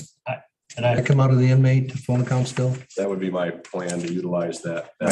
Thank you very much. Cover that. that would be 100% funded through that. Correct, sir. That's my plan right now. That wouldn't come into my budget, but that we would utilize that revenue to purchase the ongoing maintenance fees. Any other discussions on JP4? If not, all in favor? Aye. Any opposed? Carried. JP5. Finally, that resolution is to transfer some money from the Medicaid account to our doctors and hospitals account. I did work with the budget director, Linda Nelly, regarding this, and that was her recommendation. We did have an inmate that, due to his medical needs, he was with us for a few months. It burned up over half of our medical budget due to the cancer treatments that he needed. He was actually a sentenced inmate, so we didn't have any options as far as getting him out of our facility or doing anything different. We had to provide those medical services. So this is just to put some money into the line to cover the ongoing expenses that we're going to have. And it's one of those areas that it's hard to budget for because we don't know what we're going to get as far as the medical needs. I know you've addressed this before with mental health situations. It's really kind of the same thing. One year we don't use up all of our line. Another year we'll burn through it in the first few months of the year. So unfortunately, this is just one of those years where we did that. I'll make a motion for this. I have a motion. I need a second. I can get a second. Any discussion? My only question, Sheriff, is there was once advocacy and talk about making people Medicaid eligible while they're in the jail, but that never really took off. That did not happen. Yes. I know that's something that the National Sheriff's Association, the State Sheriff's Association, they've been pushing for years, but it's never happened. So we wouldn't be settled for those costs locally. Okay. Any other discussion or questions for the sheriff on JP5? If not, all in favor? Aye. Any opposed? Carried. Thank you, sir. Thank you. I'll try to bring better news next month. Or at least cupcake. I'll move, look for a Motion to motion to adjourn. adjourn. Have a motion. I need a second. Good night. They're adjourned. Chris, Thank you. and go to a birthday party. Sorry. Okay, no worries. As close to 5 minutes as possible. Kind of, sort of. We potentially could get out of here For 3 or in a reasonable amount of time. Absolutely. Love to have you out whenever you want to Good come. job. Agenda's. Good to see you. What's that? Yeah, I know. Thank you. And somehow we managed. All I want We to have some plans. hear, what he has Yeah. to say.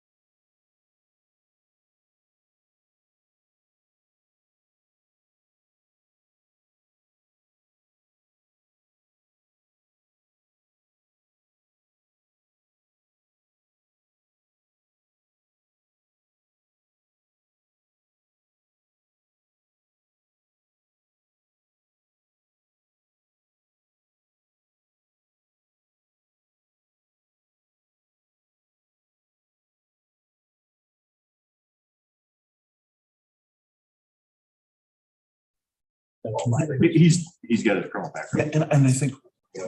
Very big. So I understand what you're saying. He just, when he's ready to go, he just up and Punching somebody. punch somebody.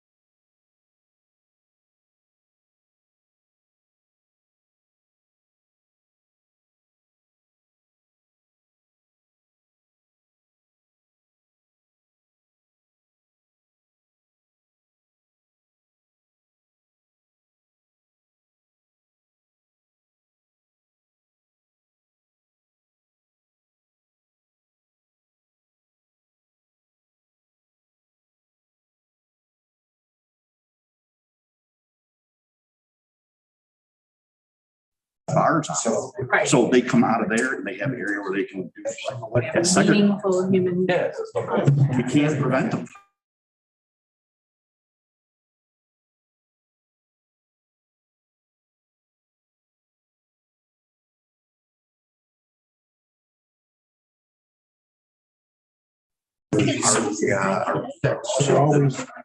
Our lawsuit.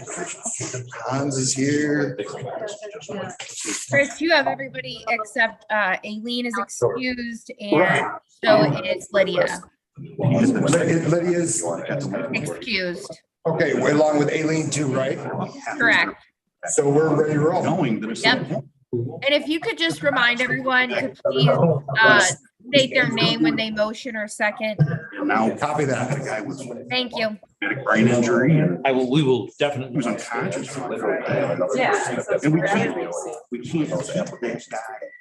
Got an I'll go idea. ahead and unmute Chambers as well if you're gonna go ahead. Yep, I'm ready to go. Chris, you still want to talk, right, about your? I don't know. Okay. Yeah. I mean, the fairly good. Yep. Then we're gonna- See, like, when we're done, take care. On the phone. Right. I don't know if I need to. Yeah. Tell me why. Hi, Trish. You're in government ops. You're gonna have to have a gun license to buy it. I got a gun license. But I don't know if you can even do it under the, whatchamacallit. Yeah. I told her. Semi-auto. Right. Jim DeCio here. Oh, I haven't, I read it. No. I heard it says. It's already done, but it's. Penal law is. Right, right. No. Yeah. All right, so if you want, we'll just do a brief, we'll kind of just do a brief thing on it. 2 minutes, wonderful. Oh, okay. I didn't. Vote needed. No, nothing, you're just gonna bring everybody up to speed. Just so they know what's happening. All right, everybody, let's call the meeting to order. Amanda asked that I remind everyone to state their name. They do the motion or second, it's probably pretty hard I failed this. to, yeah, me too. I'm sorry. So Having said that, we will start with the minutes to approve. Okay. Got a motion? I can't say anything. I'm not on the committee. I'll move it. I'll second. Okay, motion and a second. Motion by Hans, second by Trish. Any discussion on the minutes? Hearing none, all in favor? Aye. Opposed, carried. All right, we have appointments, 2 to the Ethics Board and 2 to the Community College Board of Trustees. I'd ask for a motion. Move it. Motion by Shay, Second. second by Kerr. Any discussion on the appointments? Hearing none. All in favor? Aye. All right, so just a couple quick things. So one was, we'll start with Mr. Palermo. Let's get that out of the way. Thank you, Mr. Chair. I have an emergency resolution here, and given that you're my oversight committee, I thought it appropriate to inform you of what it's about. Most of you have already heard it, but it's been signed by everybody. And what I've asked for is that the 6-month limit, we have a 6-month hiring limit that applies to authorization to fill positions to department heads. It's 6 months. The permission was given for me to fill the executive assistant position 7 days after I stepped away from the office for a period of time. So that 6-month limit for me was shortened by about 4 or 5 months. And we do have a candidate, we're ready to go. But I was informed today by HR, I got the call, my resolution has expired. So I really missed a lot of the 6-month time. And what I'm asking for is that 6-month limit will be waived just for this particular position, and that I can have till August 31st to actually fill. Mr. Chair, I'd like to move that. But, well, just so you know, you want to spill the beans or you want me to? It's an emergency resolution. So it's done. Oh. So under the emergency resolution procedure, the oversight chair, ways and means, majority and minority leader. Yep. So we filed the The chair emergency. himself. Yeah. If he didn't say that. Yeah, so, but this is just so everybody knows what happened. All right, thank you. And the rationale for the emergency resolutions is the county's spending money that they don't need to, or you're saving the taxpayers money. Right now you have attorneys who are paid, significantly more by the hour than a secretary would be. And right now we're doing the secretarial work and it's slowing down the legal process. So I think it's in the taxpayers' best interests, and I appreciate everybody's support. Any questions? If you wanted to, are you gonna do the county attorneys? You wanna just censure that? No. So then- All right, so what I'll just say is, I would like to report that Mr. Westfall has been. has done a great job. He will continue for the evening. Outstanding. All right, so Be careful going home. thanks, Chris. Thank you all very much. So what I would just want to say really quick is for everybody, I was hoping to have a little longer discussion this month, but Elaine had to step out. Aileen is not here. But I want to keep everyone moving forward on the thought processes for form of government. I believe that, as I said in the presentation that I did, the most advantageous way to do so is to draft a charter. And I would like people to get their minds around and just sort of think about how we want to move forward. Do we want to do that charter commission that I spoke about? Do we want to have a legislative initiative? Is there more questions that people have regarding forms of government? That did not take long. That was sort of like a rhetorical question, Mr. Chair, but please proceed. Just for me alone, if not anybody else, I'm sure the other people have questions, but can we have somebody, one of the attorneys, explain exactly what you're saying? I don't mean tonight. I mean, the form of government. There's a lot to it that most of us don't know. Sure. So Fred, you want to take this? I'll jump in as best I can. I'm seeing two questions being asked.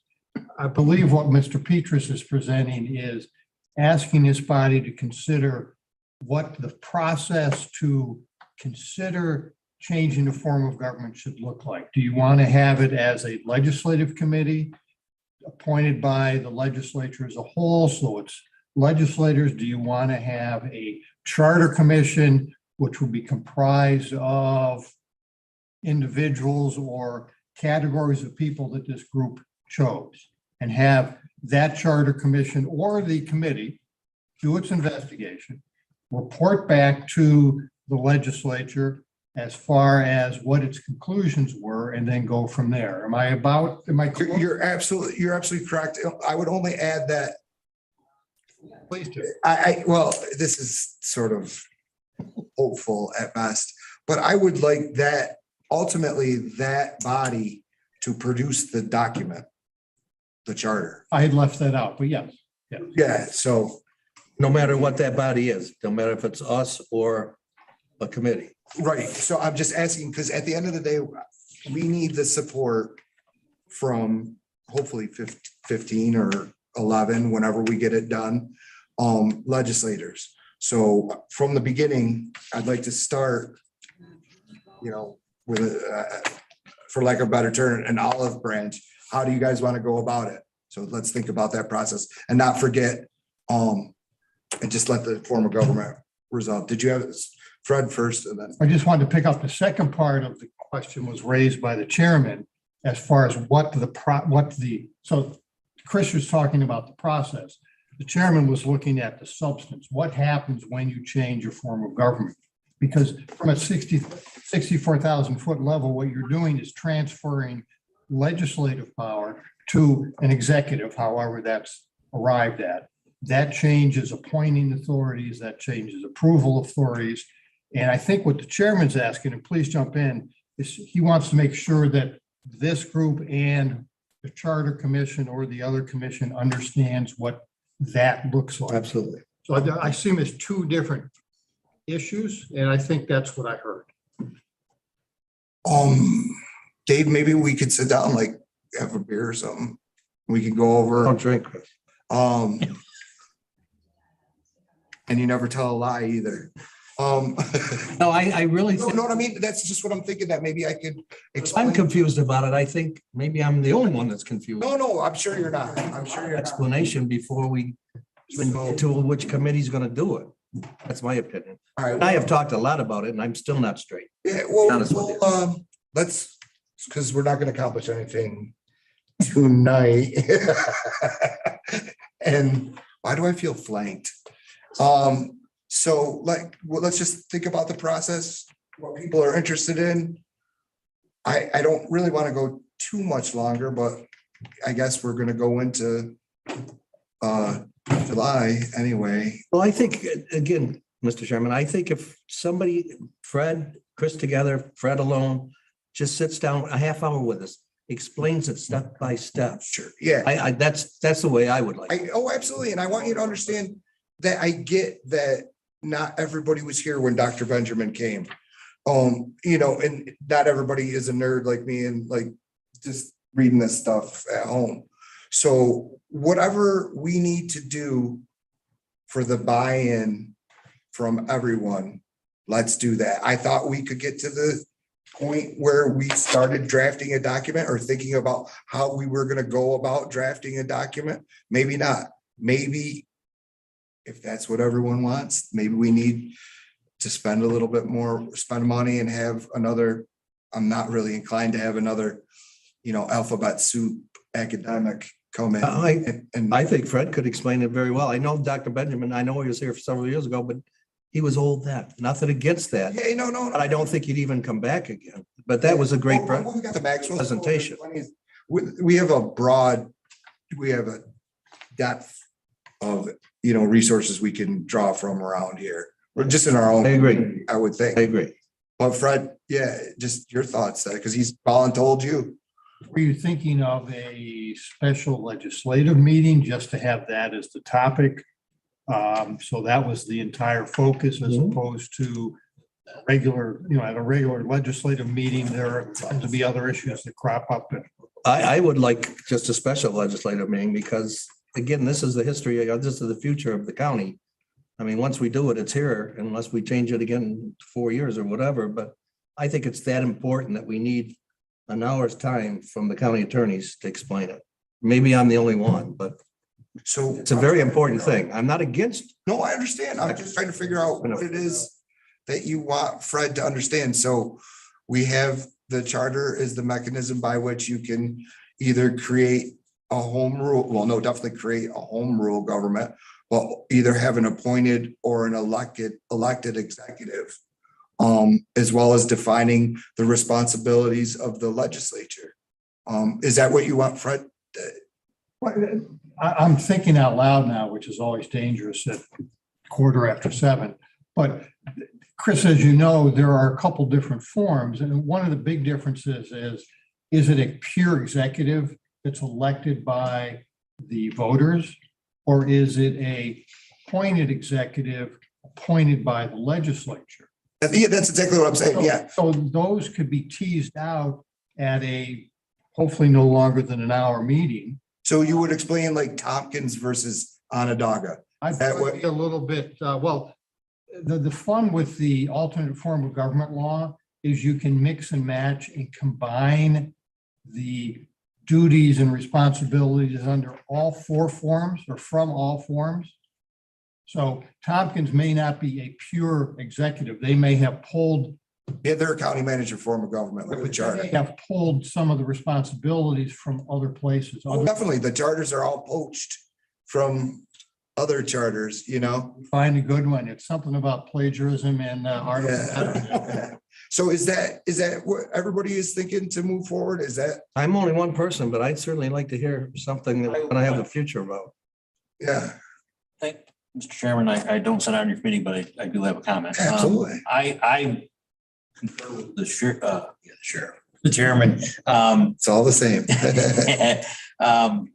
I would like to definitely have a little bit better understanding than what I So a currently special do. meeting? A special meeting, I think, to last as And Fred, you're comfortable? Yeah, for an I'm happy hour to would work be with you. fine. I've got my folder started. Okay, so, and you could do so when? July meeting? Early July. Oh, Is that bad? July will not give you enough time to move forward. I was thinking early July. Because I'm toying with, I'm not a PowerPoint person. Yeah, And some of the lines of authority would be better off shown graphically. I can help with a PowerPoint. Okay. Actually, my wife can, I lied. My wife can help with a PowerPoint. I think a PowerPoint would be good, plus your expertise. I mean, Well, listening to me droning on and on. yeah, but we have to know these things. I'm just worried, and I've talked to Fred a lot of times about it. If that's an elective executive, elected by the people of this county, and we don't contain that power or that authority somehow, that person can come in and get rid of all your staff and get rid of a lot of other people here that we might not want that person to get rid of. Only in the executive. Kind of what scares me. That's an executive, yes. Only in the executive's office. Right, but that's what we're talking about that. Let me, You don't have to do it. I'm sorry. depending on how much authority the body wants to give to the executive. Right. They could have appointing and hiring and firing authority for all of the non-elected department heads. I mean, how far, so that's part of the question. How far does this go? But wouldn't it be fair to say the sky's the limit? If we can think it within the parameters allowed by home rule government in New York State, we could write it in the charter. Yeah, we can. We just need to make sure that we. Whatever you want to do can be done. But so you're 6 through. yeah. So maybe later July?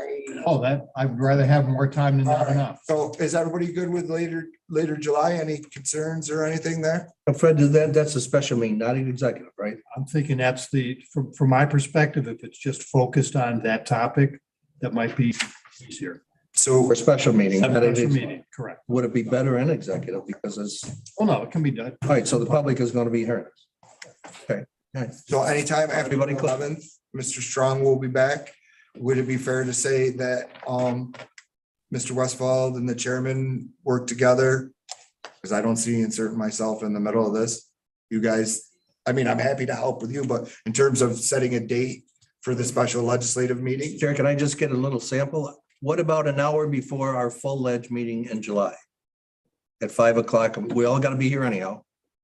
Is that okay with people that are here? I know there's not everybody here, but at least we got the majority here. Would that be okay with you, Fred, at 5 o'clock on whatever the full meeting in July is? I think it's the 24th. sounds good. 24th, I think. Yes, ma'am. No, 24th, Sunday. Is your expectation that we make a decision following this 1 hour presentation? Absolutely not. I would love, man, I would Thank love you. to get a referendum on the ballot. Yeah, well, what I would think would be helpful also is if we could invite in a few counties that have charters that are maybe similar size, like Onondaga is huge. Sure, but wouldn't you, and again, we can move for, how we move forward, but my thought process on it was have determined the committee of how we're gonna move forward, and then that committee can research and do the things that they require, they feel comfortable with to produce the document that is the form of government To get that back we to us. all agree on. Does that make sense to you? Why I'm saying, like, so that group is digesting that data? Yeah, I guess as a legislator, I would want to see. You gotta vote on it at the end too. Yeah, I would want to I would not want a committee working on this for 6 months and coming to us with, here's our recommended. So charter. you're in support of a legislative initiative, right? I'm in Fair to support say. of having some input. Right, but so again, these are the things I'd like you to think about and not forget. And at the end of the day, because I don't want to drag it out, we're already here late. I just want, This is very important. yeah, I just want consensus. So we all have to work together. So the document that's produced, I'd like to get as close to unanimous as possible. So speak, freely and often about how we want this to move forward. Can I say something? Yes, You have a membership in NISAC. Ask them what kind of stats this form of government. They have all those stats and data. And then ask, my dreams project came from Tompkins counties. Why reinvent the wheel? Grab some information from those counties that have the executive or whatever form of government you want. Fred, I have all, Out there, and NISAC has a lot, they're ready to work with you. So they're really handy. I'd be happy to reach out to NISAC on represent Cayuga County. great. And I would just say, coordinate with the county attorney and, so he can have, Well, just so, yes, sir. Memos available. I would recommend against holding a special meeting in front of the regular meeting. We'll be here till midnight. This would start early. This would start at 5, Hans, and we got to be done by 6. So, and then we're not going to get all the information in an hour anyhow. We'll probably have to have more than one, but I understand what you mean, but it isn't going to fringe on our regular meeting because that starts at 6, no matter what. Even if we're not done with this, it has to start at 6 because the public is expecting that. So if I just can't think of another time where we could all get together without people coming in from different ends of the county for a special meeting when we're all going to be here that day anyhow. Just my thought. I'm only one person. I'd like to ask Attorney Westfall. So what you will bring to this meeting is the different characteristics of each form of government. And we can probably pick and choose. Is that correct? Yes, but keep in mind that what Mr. Petrus said is correct.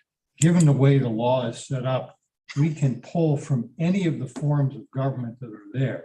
Mhm. The big question is going to be, do you want somebody elected? Or does and then thereby transfer some amount of legislative power to this position? And when you do that, what are the intended and unintended consequences? Or do you want to keep as much legislative power as you can, but only transfer some of the power to the appointed executive? Okay. And that's different than administrator or manager, because you're giving that position appointment authority and hiring or firing authority. You have to sort through which of the two models you're looking for. All right. So cool. That's I it. just want to thank you for working on this for a long time. I know you have been, and at least I think this is a good start, and then hopefully we can It's the farthest we've do gotten something, yeah. After that next meeting, we'll know a lot more.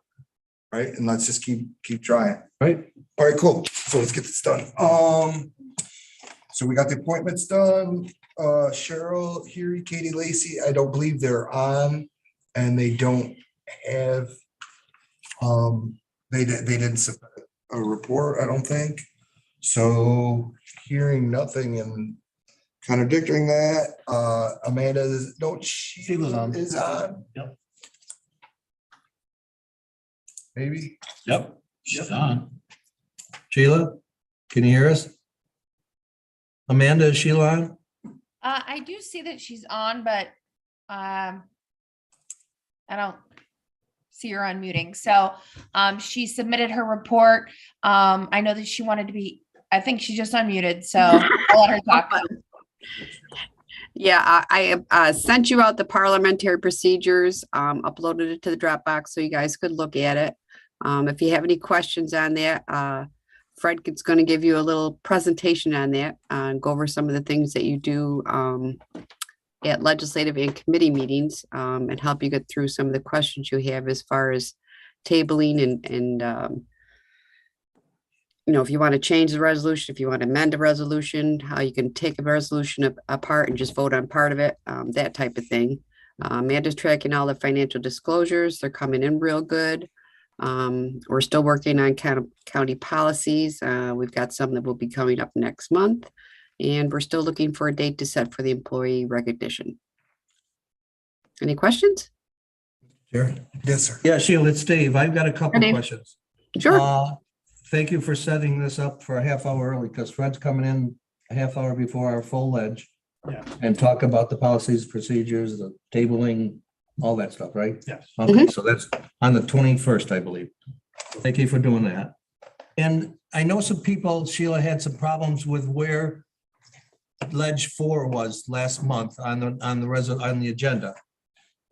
Can you tell everybody how we're changing this? That there's going to be resolutions now for each group of people? Can you explain that to us? Are you talking about the appointments? Yes.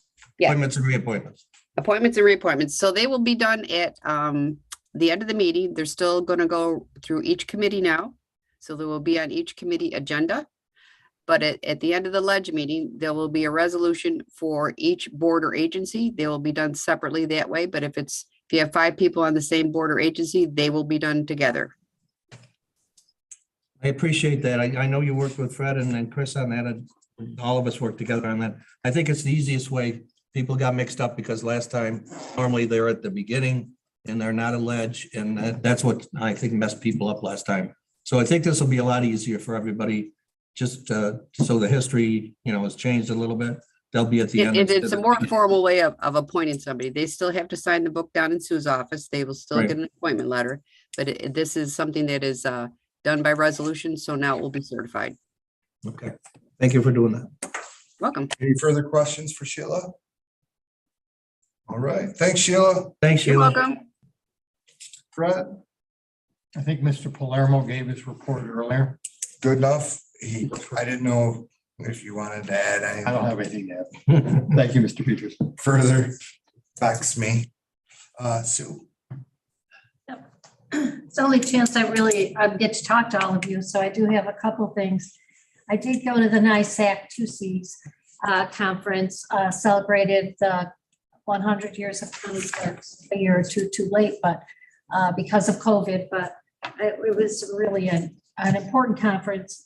We did discuss a lot of the changes that are coming with courts, with, the gun laws and things like that. We're all involved with that too. So it's just a lot to take in. So we'll just have to see in time what happens with all of it.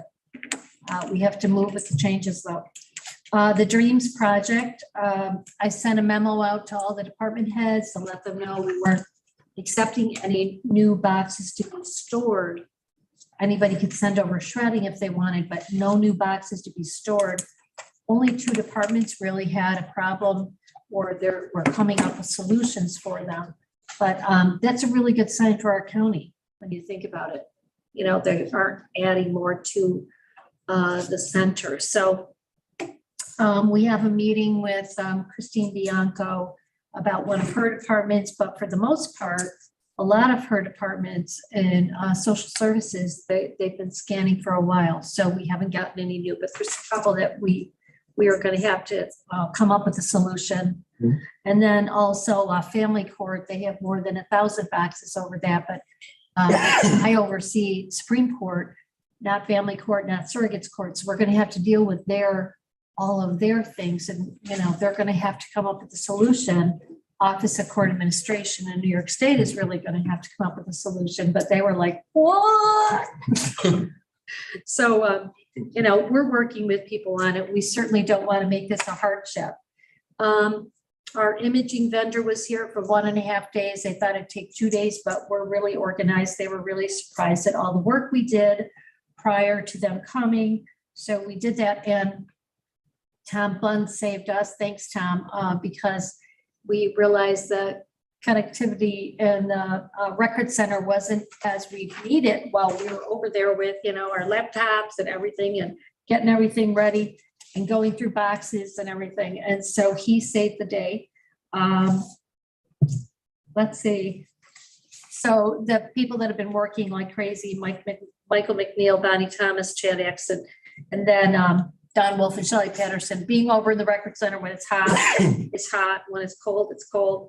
And so, but they spent 2 days, and prior to that, probably 5 days over there, and they did a great job. So DMV updates had a big change in leadership. So we're going through all that, and did 5 interviews yesterday to do what I thought was going to be the last fill, but now there is a part-timer that did resign because she got a full-time job, which is a repetitive thing that I've been through for 18 years now.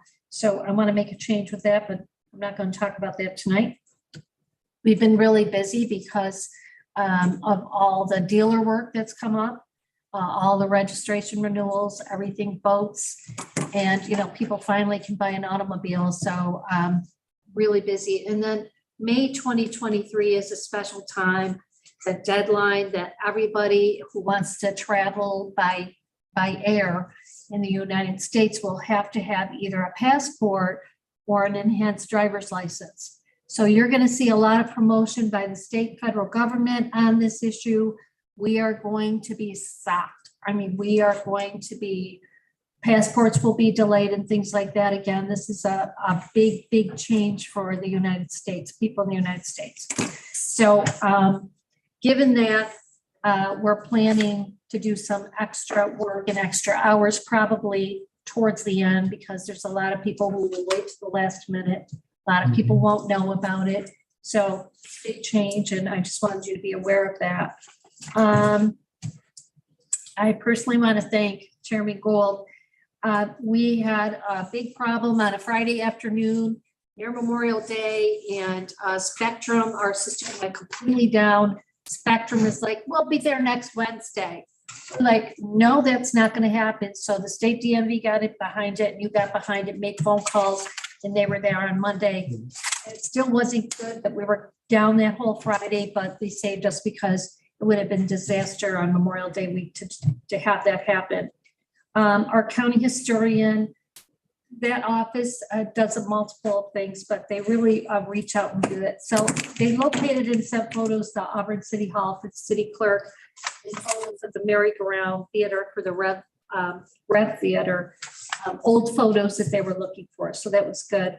And our historian attended a day-long workshop called The Southern Tier, Consider the Source, Diversity and Collaborative Knowledge Institute. But it was all focused on how archives and collections can digitally connect with educators. Dr. Bradley also attended a day-long 3-site special historic marker dedication in Sterling and Fairhaven. And these special markers honor the graves of 6 Revolutionary War veterans from Cayuga County. You can see they're far-reaching in all parts of the county, this office. Dr. Bradley was videotaped by a local middle school student for an oral history project required in his history and social science class. So all of the staff is really busy and reaching out, and I'm very proud of them. So that's my update. Mr. Any Chair. questions? Yeah, I've got a couple, just one comment. Thank you for sharing, not sharing, giving up sharing, because she's doing a great job. I think everybody knows that. Will you be talking at the department head about the Dreams Acts to the department leader? Yes. Department heads? Great. Yes, still, all the questions, anytime they have them, they are reaching out to us individually. I don't think some of them are really, want to raise their hand and go, oh my God, but they're doing pretty good. I think, like I said, I'm really happy that we're not having a bigger problem. Yeah. I want to thank all the department heads, the ones that are listening. They've been coming to the last 3 meetings. They've been coming physically instead of zooming in. And it makes a big difference when you have 29 department heads here. And we go around and ask everybody and anybody what's going on. And they've been very, very cooperative. So I'm very happy with that. Last thing, the succession plan. You want to talk about that a little bit? The succession plan in regard to Losing people. people. Well, We're going to have a meeting. yes, You we know are. that. Okay. Yes, I have to do it. We have some retirements after a long time. And we have a plan to put the records people into our office and things like that. So we have to think about titles and how we can all fit together and work together, and probably choose some titles that would be easily transferred from one department. I have 4 departments, but some of us do work together. So that is the plan. That's something I've got to sit down and draw it out on paper and then come and, talk about it. Sure. Yeah. And we'll be meeting next week, Shereen and I think Diane and Lynn, Yeah. just to help As a you matter out. of fact, Diane Ferris said, she had a survey about what kind of training do you need. And I think succession planning is huge right now. And I think that's what we need to do, and think about titles. What titles does civil service have across New York State that we can use? Maybe we don't have that. And at our conference, that was all the talk about trying to retain people, succession planning. Everybody's doing it across the state. So it's a big topic right now. And that meeting won't be just about your department success. It'll be about everybody's department. Exactly. So we can Yeah. plan ahead. When Yeah. people leave, we got some sort of plan. I don't ever remember it happening. So we got to plan when people leave, like when Dale leaves. Absolutely. Yeah. Okay. And the fact that we don't typically, we're not able to get a person in before that person leaves. Mhm. That Some is training. terrible, especially if the job is very complex, Mm-hmm. like the index and recording clerk. They do an amazing job. So it's a very complex job. Takes about a year to train somebody. So, yeah, thanks for asking about Yep. that. Any other questions for Sue? Thank you, Sue. Thanks, Sue. Good to see you. I feel like I haven't seen you in a while. So I'm gonna skip to Mr. Swab with veterans, because we have some IT resolutions. So, yes, sir.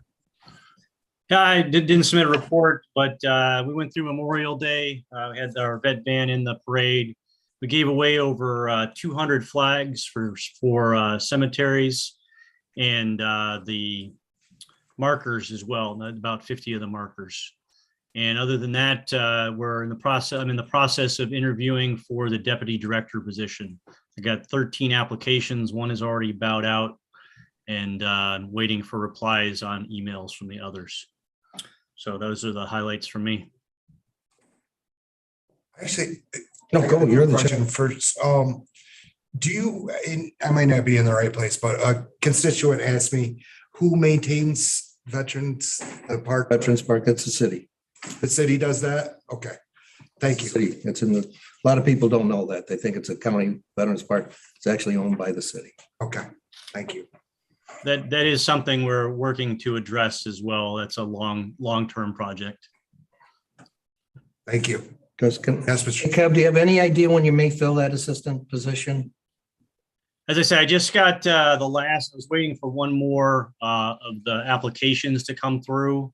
I got that yesterday, actually, and I sent out an email with some preliminary interview questions to get replies to kind of weed through the applications. I'm hoping to be able to fill it by the end of the month. Great. Great. I'm looking forward to it. Yeah. Any other questions? Okay, thank you, sir. Thanks, Kev. All right, so finally, we have, last but not least, Mr. Bunn with information technology. I saved you because you had three resolutions that we added. So please proceed, sir. Yes, thank you very much. Good evening, everyone. You have my report for review.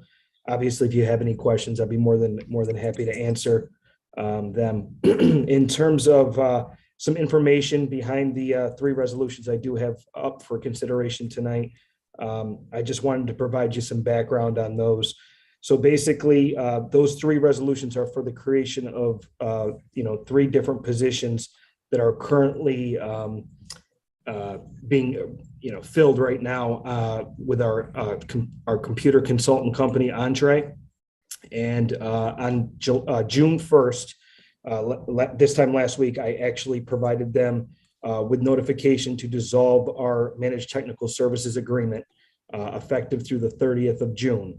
So with that being said, they will be done in terms of their IT support for the county on the 30th. So the idea is to get these approved on the legislative meeting on the 24th, and we will get these filled as soon as possible. If I could add, if I'm correct, this is to complete the vision that we've had, that we've been working on for a couple years now, which is to transition from a subcontract to handling IT. And this is that coming to fruition, right? 100% correct, yes. So maybe we could do them as a bundle.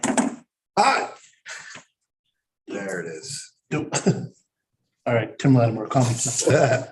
Do we have candidates for these positions or? Yes, I have several candidates that have approached me about the positions. Obviously, we don't have them posted at this point in time, but I'm very confident that we will get these filled as soon as possible.